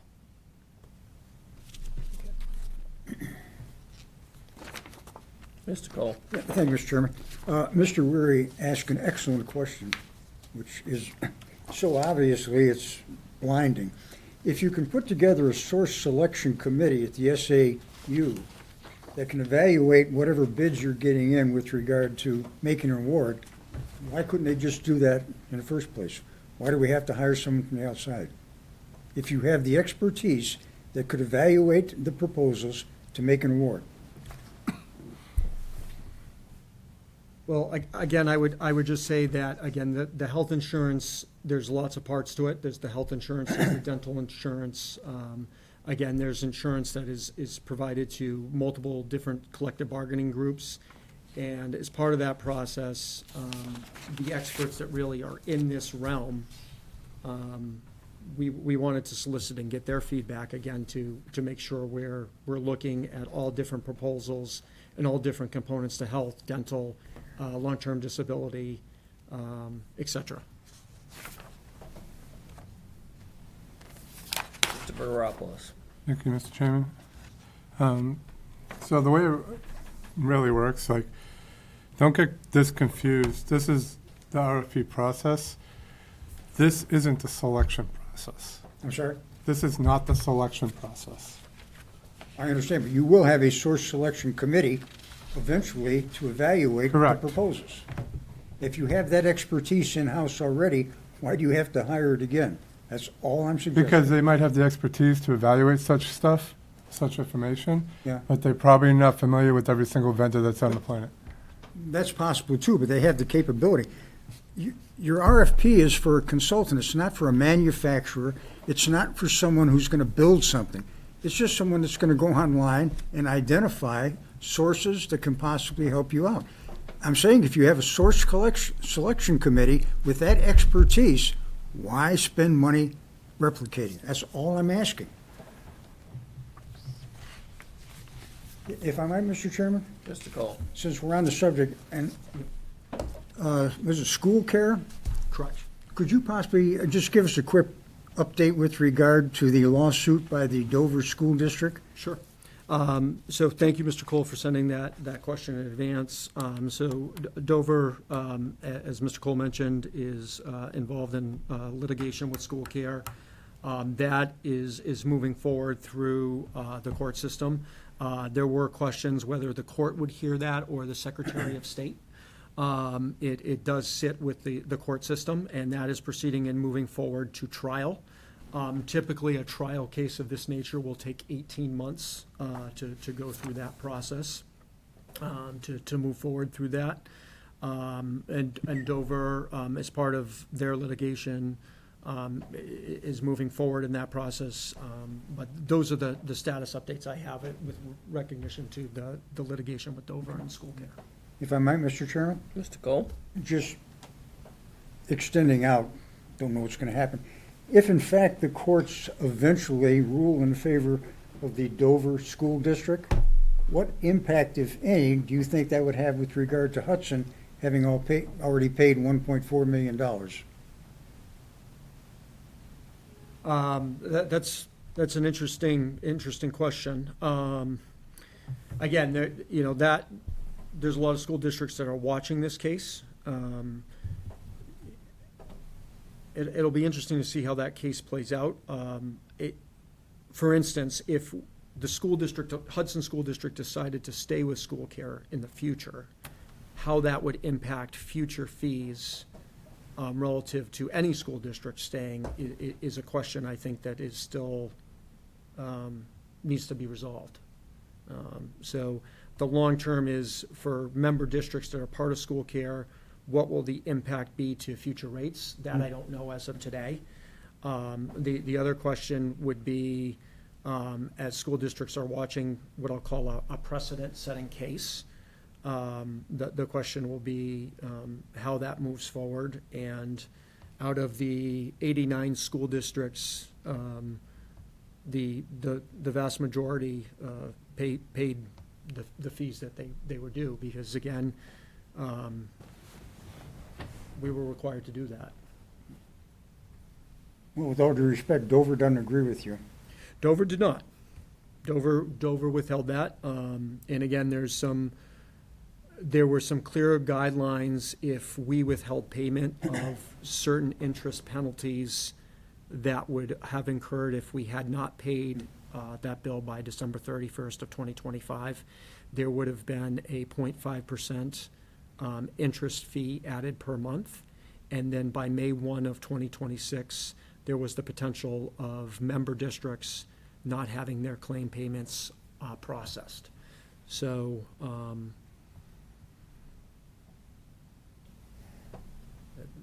But once again, with all due respect, Yep. Dover didn't care about that one way or the other. I'm sure the same threats were made to them. If I might just quickly, Mr. Jasper, Point of order. Mr. Jasper? We've had a lot of interesting discussion that has absolutely nothing to do with anything before us or anything we have control over. If the chair is going to allow it, I'm simply going home, because there's nothing we can do about any of this stuff, and it's late, and I've got a lot going on tomorrow, and so this is all just interesting, so I ask you to rule on whether this is So relevant. you'd ask me to rule as a point of order as to the relevance of Mr. Cole's line of questioning. So, Mr. Cole, let me ask you, what are you trying to ascertain by this line of questioning? there's $1.4 million of Hudson taxpayer money on the table. That's what I'm trying to get your attention. It is, Sean. And if the court comes back and says what school care did was totally illegal, I won't use a criminal word, that's going to open up a Pandora's box to include our $1.4 million. In 18 months perhaps, and be revenue coming back in, but today, this budget, the next budget, you know, my term on this committee is up in March, so for me, there's no relevance going forward, but, you know, the committee is welcome to do that. Mr. I Cole? just have no interest. Mr. Cole, has Dr. Moulis answered your Oh, yeah, questions to your I satisfaction? appreciate the answer. I just have a follow-up, if I might. If Mr. Jasper wants to leave, he can leave. There you go. If you're gonna allow this If irrelevant Mr. conversation. Jasper leaves, we lose our quorum. You So, leave your quorum, lose your quorum, your meeting's done. Mr. Jasper, are you intending to leave the meeting? If you allow this line of questioning, which is totally irrelevant to the business of this committee, then yes, I'm leaving. I'll That's not defer, what I'll I'm here for. defer questions on this topic to another time. I'd appreciate that. Please sit Mr. down, Cole. Sean. All righty then. Dr. Moulis, please proceed. Okay, so one of the other topics that I had from my notes from the June 3rd meeting was the financial statement. So what I brought forward is two documents. One is a two-page, two-sided document, which is the May financials, which is through May 31st. I'm going to step through the first page, which is the revenue page. As the Budget Committee will remember, in prior years, we would have a larger unanticipated revenue source. I'm pleased to report to the Budget Committee right now that the unanticipated revenue is at the bottom, $457,363. Prior years, for those that have been on the Budget Committee, Mr. Weary, Mr. Lawrence, Mr. Jasper, Mr. Walsh, Mr. Cole, that number was considerably higher with the unanticipated revenue. Certainly, we recognize that we're closing out June. As I mentioned to a couple of Budget Committee members before this meeting, we also have the auditors here this week, which they will close out both the month of June financials and close out the complete financial year. So there will be an updated financial report that will go both to the school board and then be provided to the Budget Committee as well. On the second side of this document, color-coded, are a few different numbers that I'm going to call out. At the top is that excess revenue of $457,363.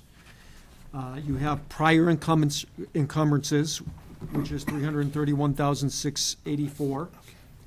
And then as part of this report, you have $1,759,352, which represents the May general fund. It doesn't include all projects, but again, it's May 31st, general fund of funds that were available. The total number is $2,548,400. That equals the revenue and the prior year encumbrances and unspent expenditures. That is where that 2.5 million roughly comes from. Below that, you have two additional lines in green, which is the restricted fund balance from FY25 that was retained. That is $1,305,479. And then unassigned fund balance from FY24, which is $863,549. The total FY27 fund balance is $4,717,428. Slight correction, Dr. Moss, FY '26. Thank you, FY26. Did I say FY27? Thank you, Mr. Kilgore. Clearly got to get my glasses checked. So why I bring these numbers up is because we are projecting that the district will need to access the excess revenue at the upcoming board meeting on Monday and have a public hearing, which brings me to this document. This document here, which accompanied it, shows the projects that were supported by the voters from warrant articles, which is $652,001, and then also other projects that were supported by the board from fund balance that the school board approved, and you have the corresponding dates for those particular budget, those particular requests that were approved by the board, which is $325,707, which grand total is $977,708.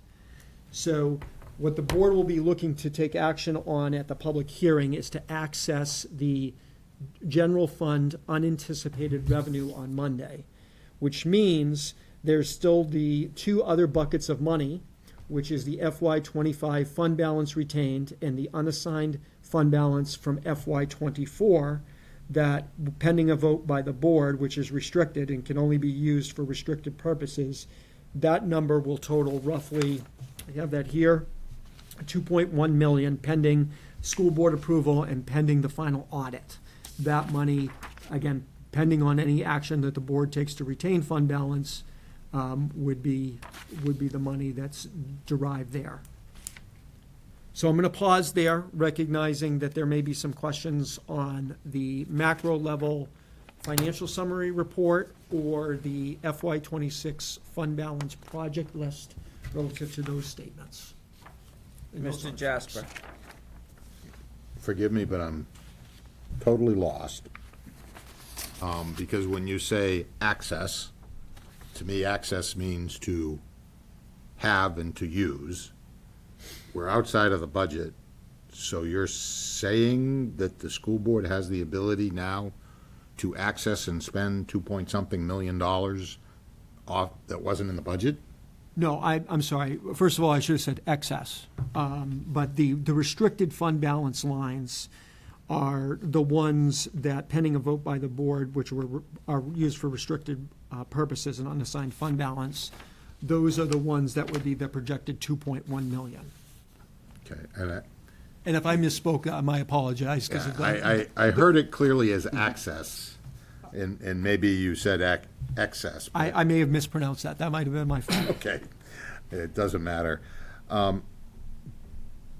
Now, I still have not ever wrapped my head around this new, and it's not all that new now, but how used to be the school district wasn't able to hold on to any money at the end of the year. Everything went back to the taxpayers. Now they're able to hold on to some, which is, neither here nor there. What they were holding on to after the end of FY '25, I understand, was 1.305 million. Is that correct? That is correct. Okay. Right now, the total funds that are left over and including that 1.3 million is 4.7 million. Is that correct? That is correct. That's anticipating that, again, we don't have Unaudited, unaudited, and the June financials. right. What I can say is that number, that's that 1.7, that kind of orange, salmon, peach color, whatever you want to call it. That number, I think, Mr. Jasper, and I don't have that yet, is that number's been dialed down even more. Yeah. So I guess based on these numbers, understanding they're unaudited and unapproved, I'm trying to understand what's going to happen to the theoretical 4.7 million.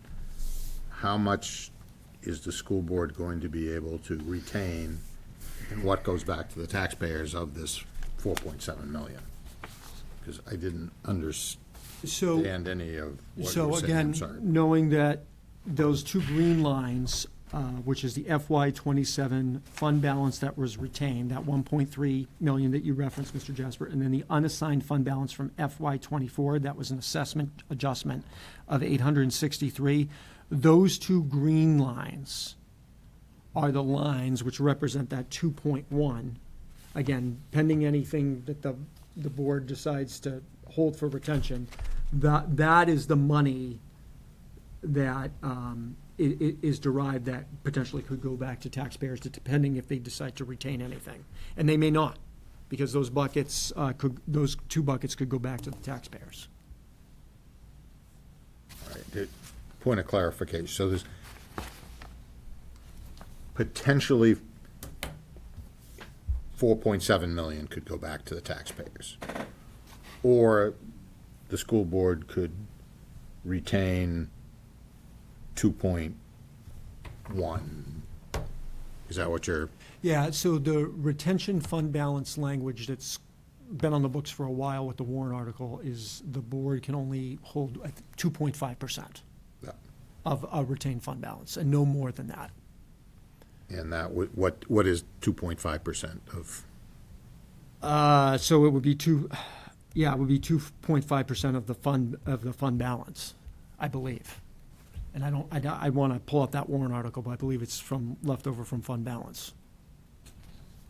No, if the fund balance is 4.7 million, 2% of that is how much? That's not a lot. No, so I thought it was 2.5% of, I thought it was 2.5, correct me if I'm wrong, I thought it was 2.5% of the total budget. Let me just check that. yeah. Pretty sure it's the total budget. Let me check Yeah, that. because, That would make more sense. Yes. While he's looking that up, Mr. Kilgore, has the school board in any way, shape, or form had any discussions about considerations for this funding that's potentially coming your way?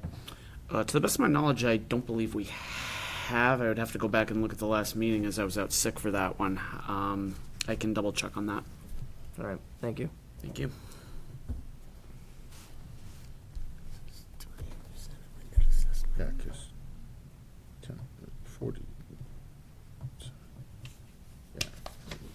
percent of the fund balance is only the net less than assessment. $100,000. Yeah, I net believe assessments. I have that wrong, Mr. Jasper. Yeah. And I apologize for that.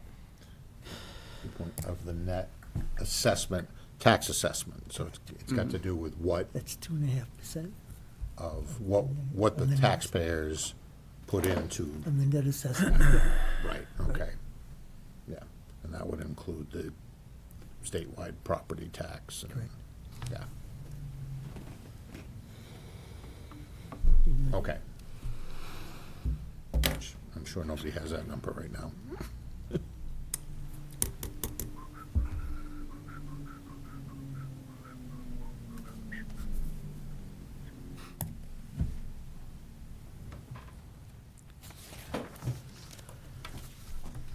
It's probably in the neighborhood of last year it was 1.3 million, so it's a little higher than 1 point, well.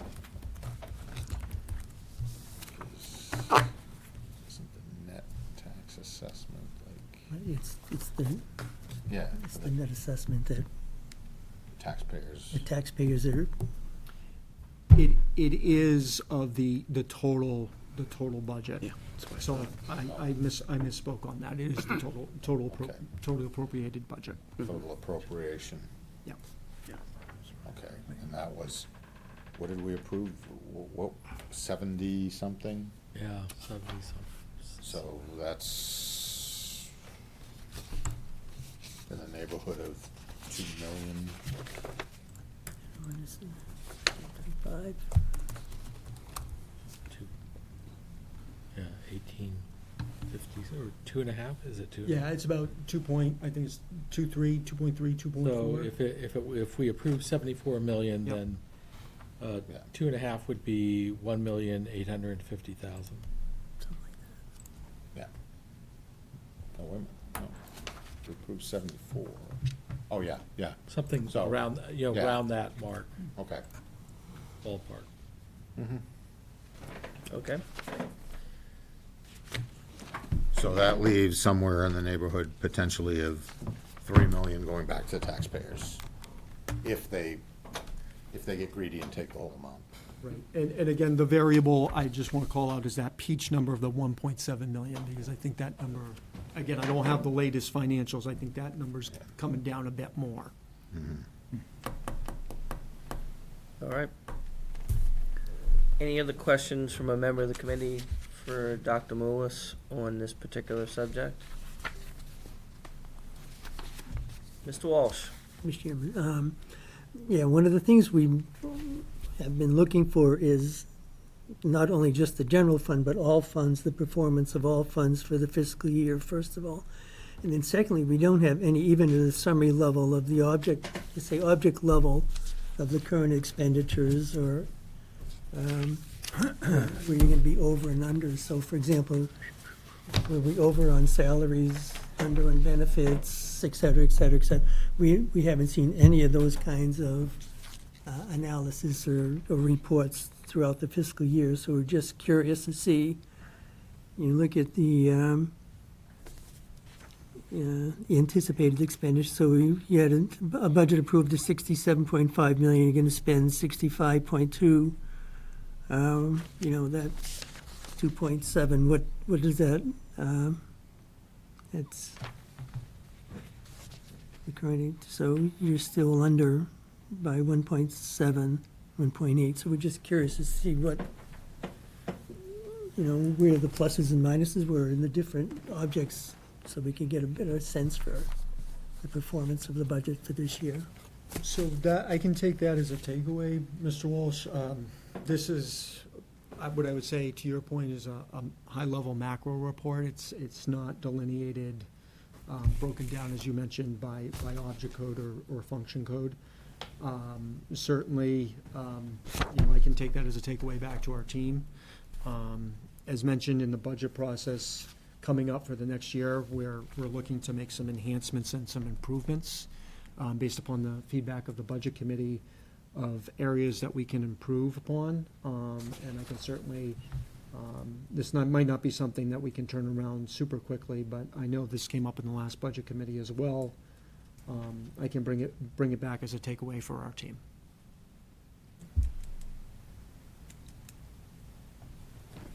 Mr. Wary? How's this financial software implementation going? So, no, great question. And if Mr. Lawrence will give me a liberty, we've made the rollover with ERP Software Pro. We've done a lot of trainings. The modulars, the majority of the modulars are moving forward. What we're doing right now is we're training the different department heads and the principals and the administrative assistants that help enter the budget. So that includes So the that state turnover grants. has happened as far as from the old system to the new system. That's what You it's still have the expecting us to old come back system in. online, as if we need to get any information that's archived from prior years, we still have that. So it's not So completely that's gone, where gone, that's coming. but we have rolled up into the Anything new in there software about system. any of the other There are some non- modules and some modulars that will be moving forward as the fiscal year moves on. But I'm looking forward to what that will bring. I think our finance team as well. I know the school board is. I'm hoping that the budget committee will as well, that the enhancements and improvements with that will improve the budget process. A quick follow-up. Wary? Will this afford you the ability to deliver a timely budget in the neighborhood of, the fall rather than, a Christmas present? Mr. Weary, you teed me up really well there, because I anticipated either you or Mr. Lawrence or another member of the Budget Committee would ask me this question. So Monday evening, the board will see, Mr. Kilgore is a board member, all the board members will see the preliminary draft of the budget timeline. That will be available this Friday when we publish it. Again, it'll be in draft form. It hasn't been reviewed by the board, hasn't been seen by the Budget Committee. But what I can share tonight is we are planning, very similar to Mr. Sorensen, to have the budget books provided to the school board and the Budget Committee in electronic copy form and posted to our website on October 8th, which is a Thursday, which I believe is a one-day differential from the town, which I'm very pleased to report, that we are going to be able to have that. The board and the Budget Committee will get the budget books at the same time, which I'm very pleased about. I think the Budget Committee has asked for that over multiple years that I've been here, which I think starts us off on a much better note timeline-wise. Great, thank you. Yep. Very good. Any other questions for Mr. Cole? If they follow up on that, if I might. So we have these 2 dates.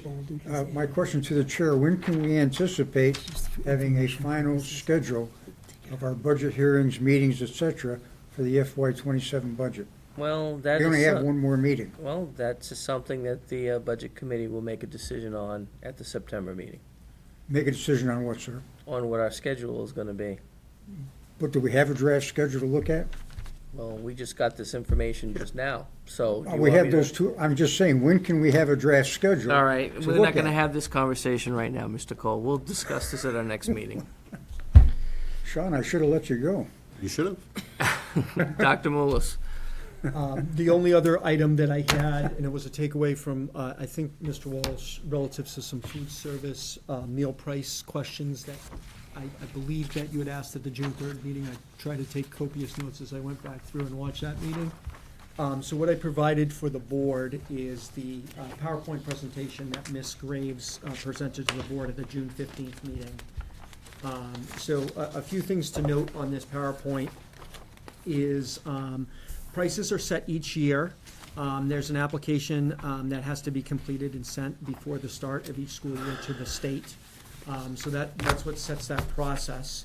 And then the second slide in talks about a la carte pricing that was increased in the November timeframe for a la carte prices by 20%. So that was an increase that the board made, as well as adult meal prices were also increased by 25 cents per meal. The Budget Committee can see what the prices were and where they changed at the March 23rd, 2026 meeting, where there were meal prices that were changed for both breakfast for the middle school, high school, and elementary schools. There were increases there.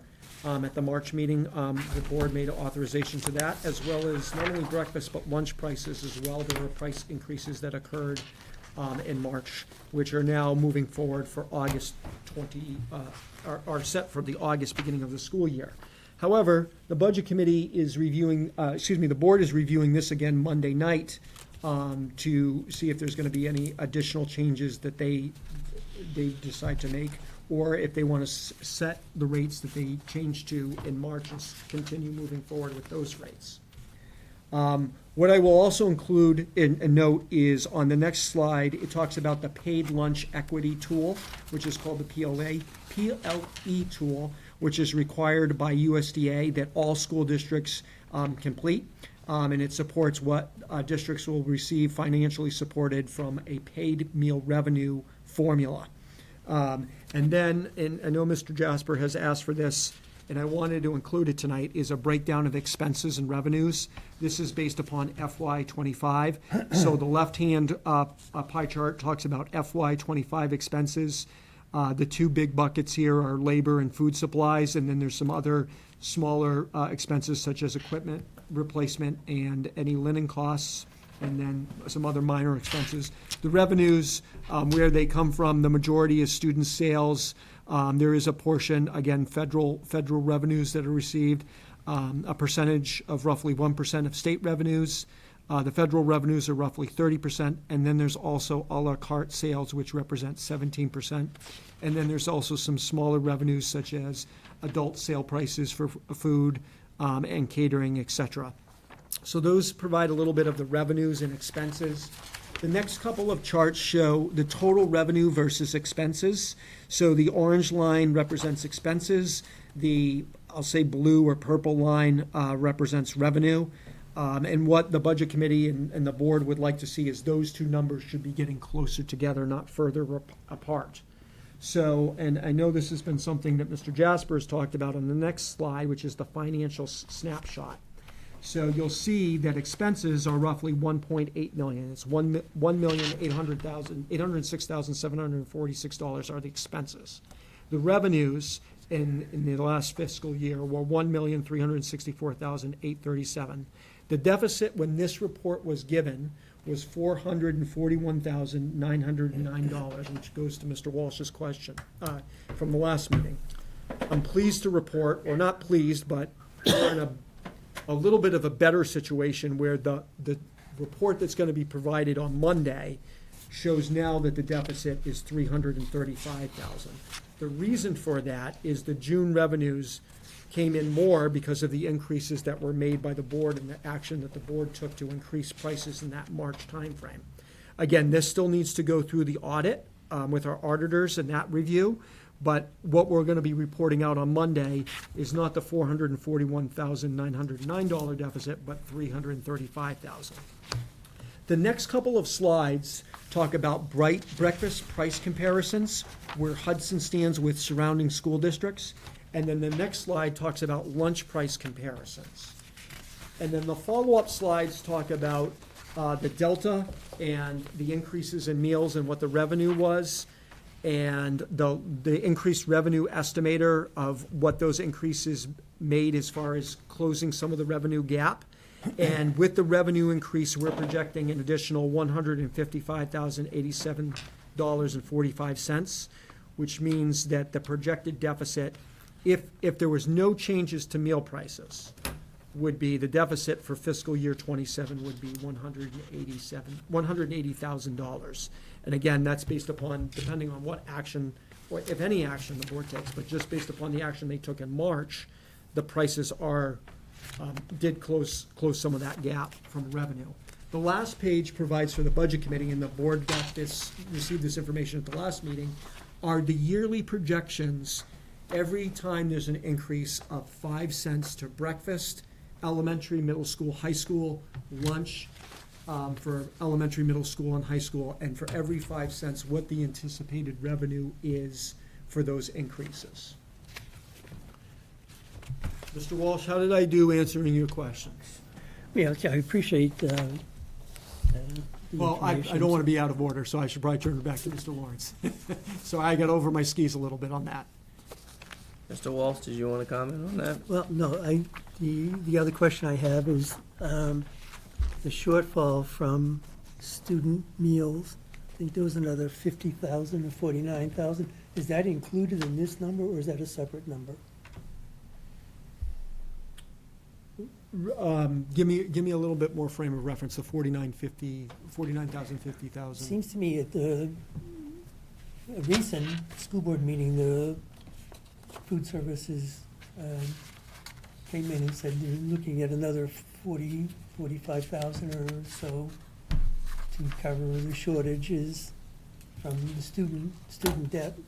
Yeah. For meals. So I know, is that separate from the number that we're seeing here?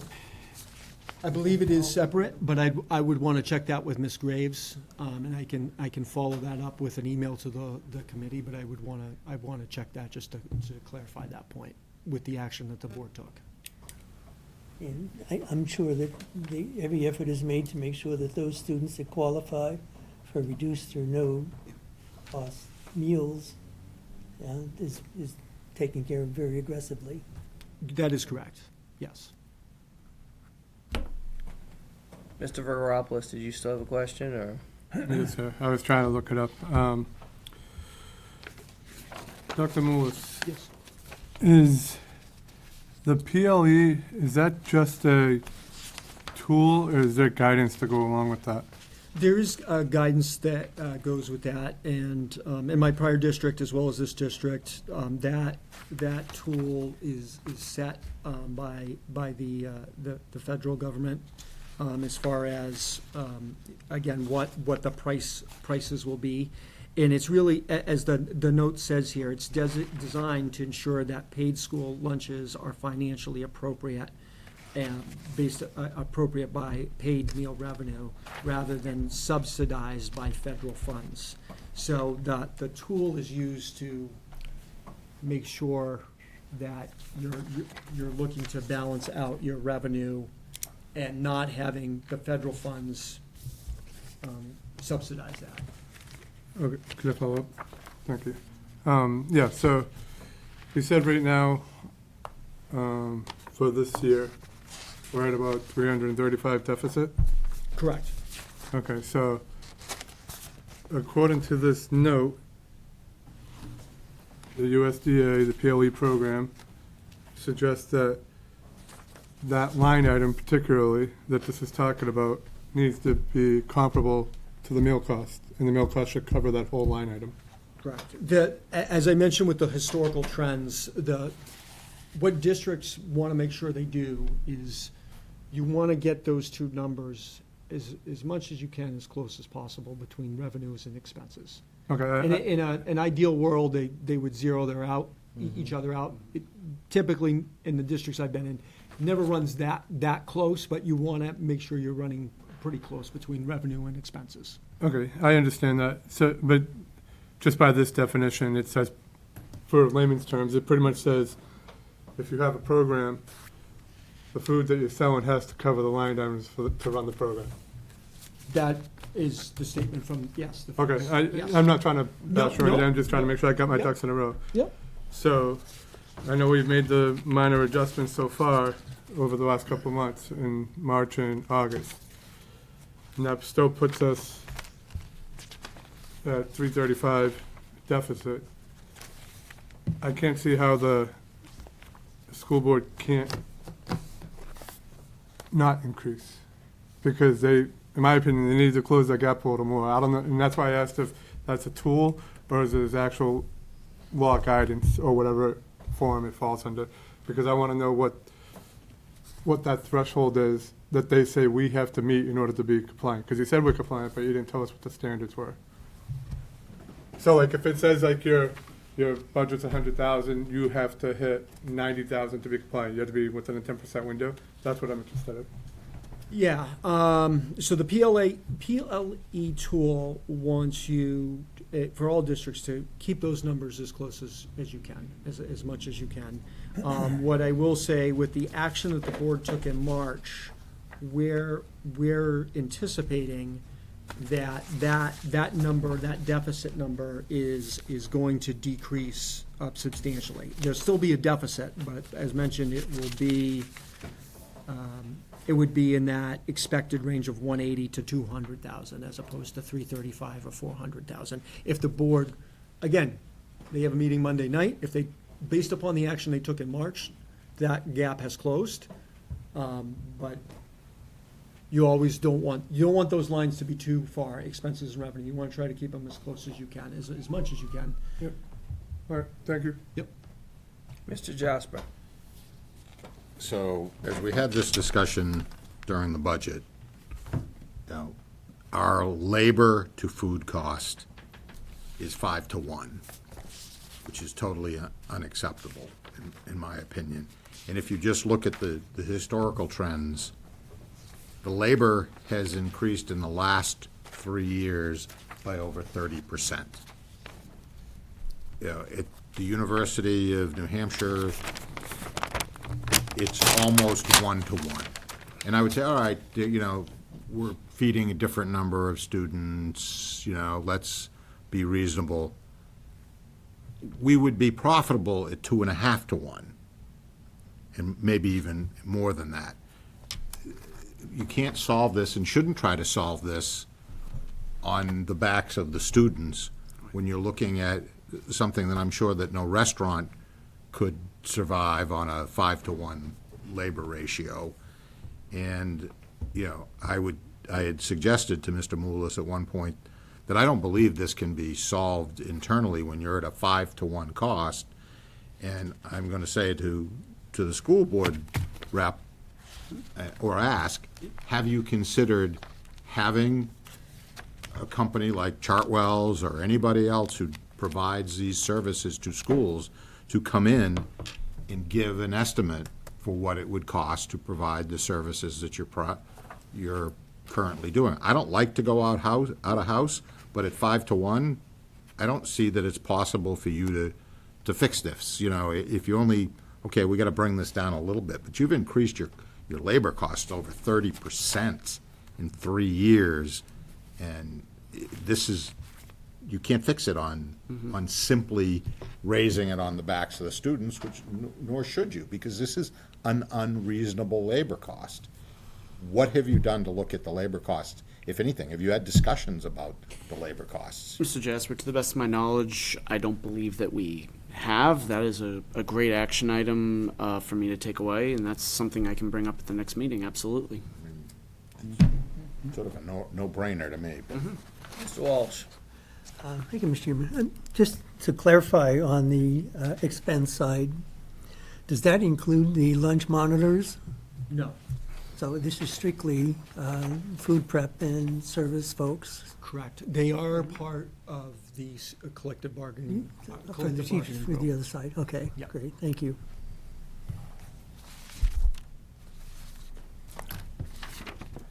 Any other questions for Dr. Moulis on this subject from a member of the committee?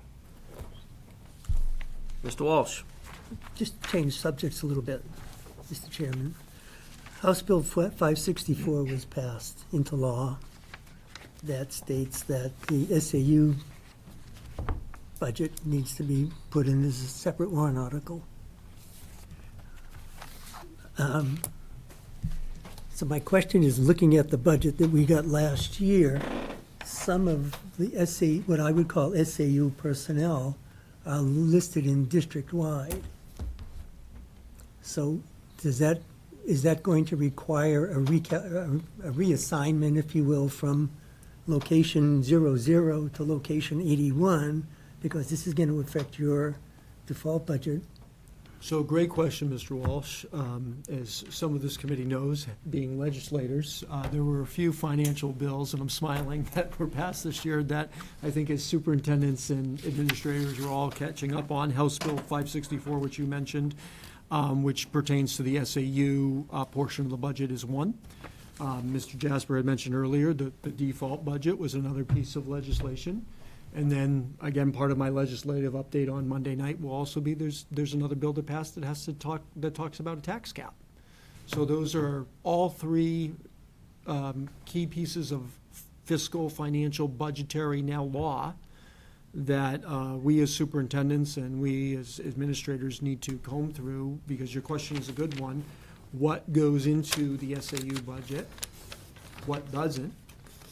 And in a similar vein, as Mr. Jasper said earlier, and I'm smiling because we met last week, is what goes into a default, what doesn't.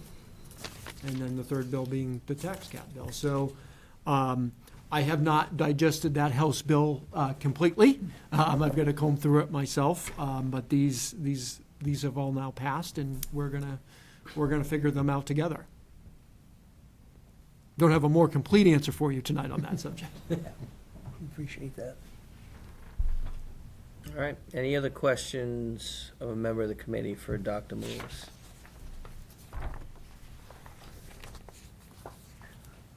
All right, seeing none.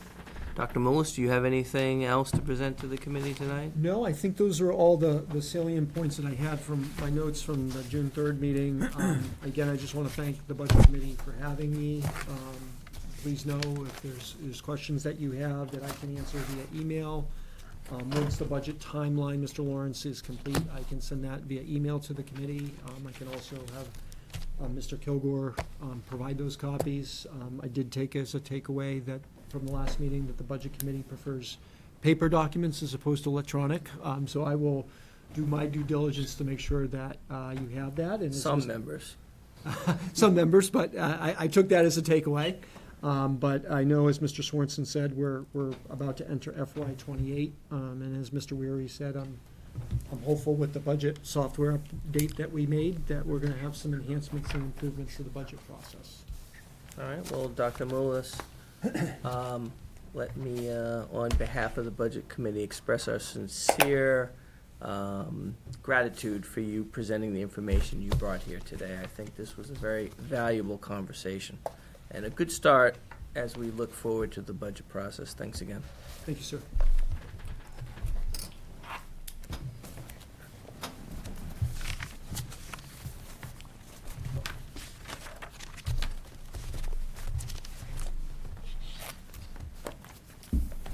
All right. So we've had a very robust meeting so far. I would ask our two liaisons, do you believe that you have anything separate that you'd like to report from your respective boards at this time? I'll start with you, Mr. Kilgore. I do not. And how about you, Mr. Vergeropoulos? I do not, sir. All right. Mr. Jasper, do you feel like you have anything else to add about the subcommittee for the default budget? I do not. All right, so I will consider the report section of our agenda complete. At this point in time, does any member of this committee have any other business they'd like to bring before this committee at this time? Seeing none, I'll go around the room. Mr. Cole, Nothing, thank you very much, Mr. Chairman. Mr. Wary, Well, as has been mentioned, there are those three bills that have passed. It might be useful to take a deeper dive on to HB 1300, since that is something that the voters are going to have to act on. It might be good to provide a presentation or something along those lines at either the September or October, one of those meetings. Mr. Wary, are you volunteering for that? I am, yes. Good. Because I think it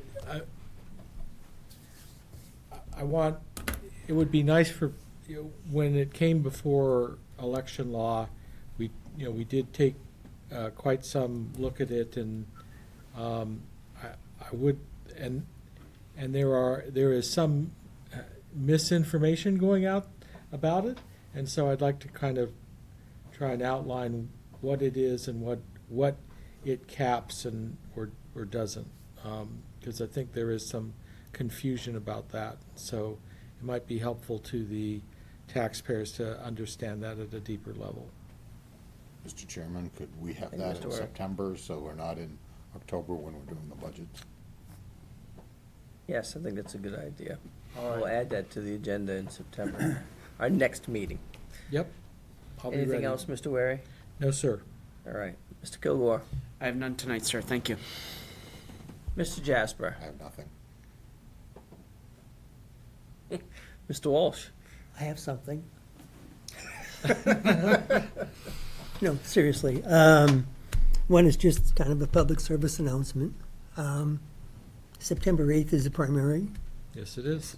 I would say that the moderator is probably looking for citizens to help with the election work that needs to be done. So if there's people that are interested out there, to contact our moderator, Deb Stoddard, and put your name on the list. There'll be probably a couple of training sessions in August in preparation for that. I look forward to being there on September 8th at Alvin High School. I have been for the last several elections, and for people that really understand what goes on behind the ropes, I think it's very educational and rewarding personally. Secondly, as Mr. Soren said earlier tonight, the RFQ process has gone through for the municipal financial software process. The RFQ is out there. It's 117 pages. I don't think you need to look at it in full, but probably the first 10 or 12 pages is a good summary of what was going on. The balance of that is really just a list of user requirements and functionality that the various departments are looking for.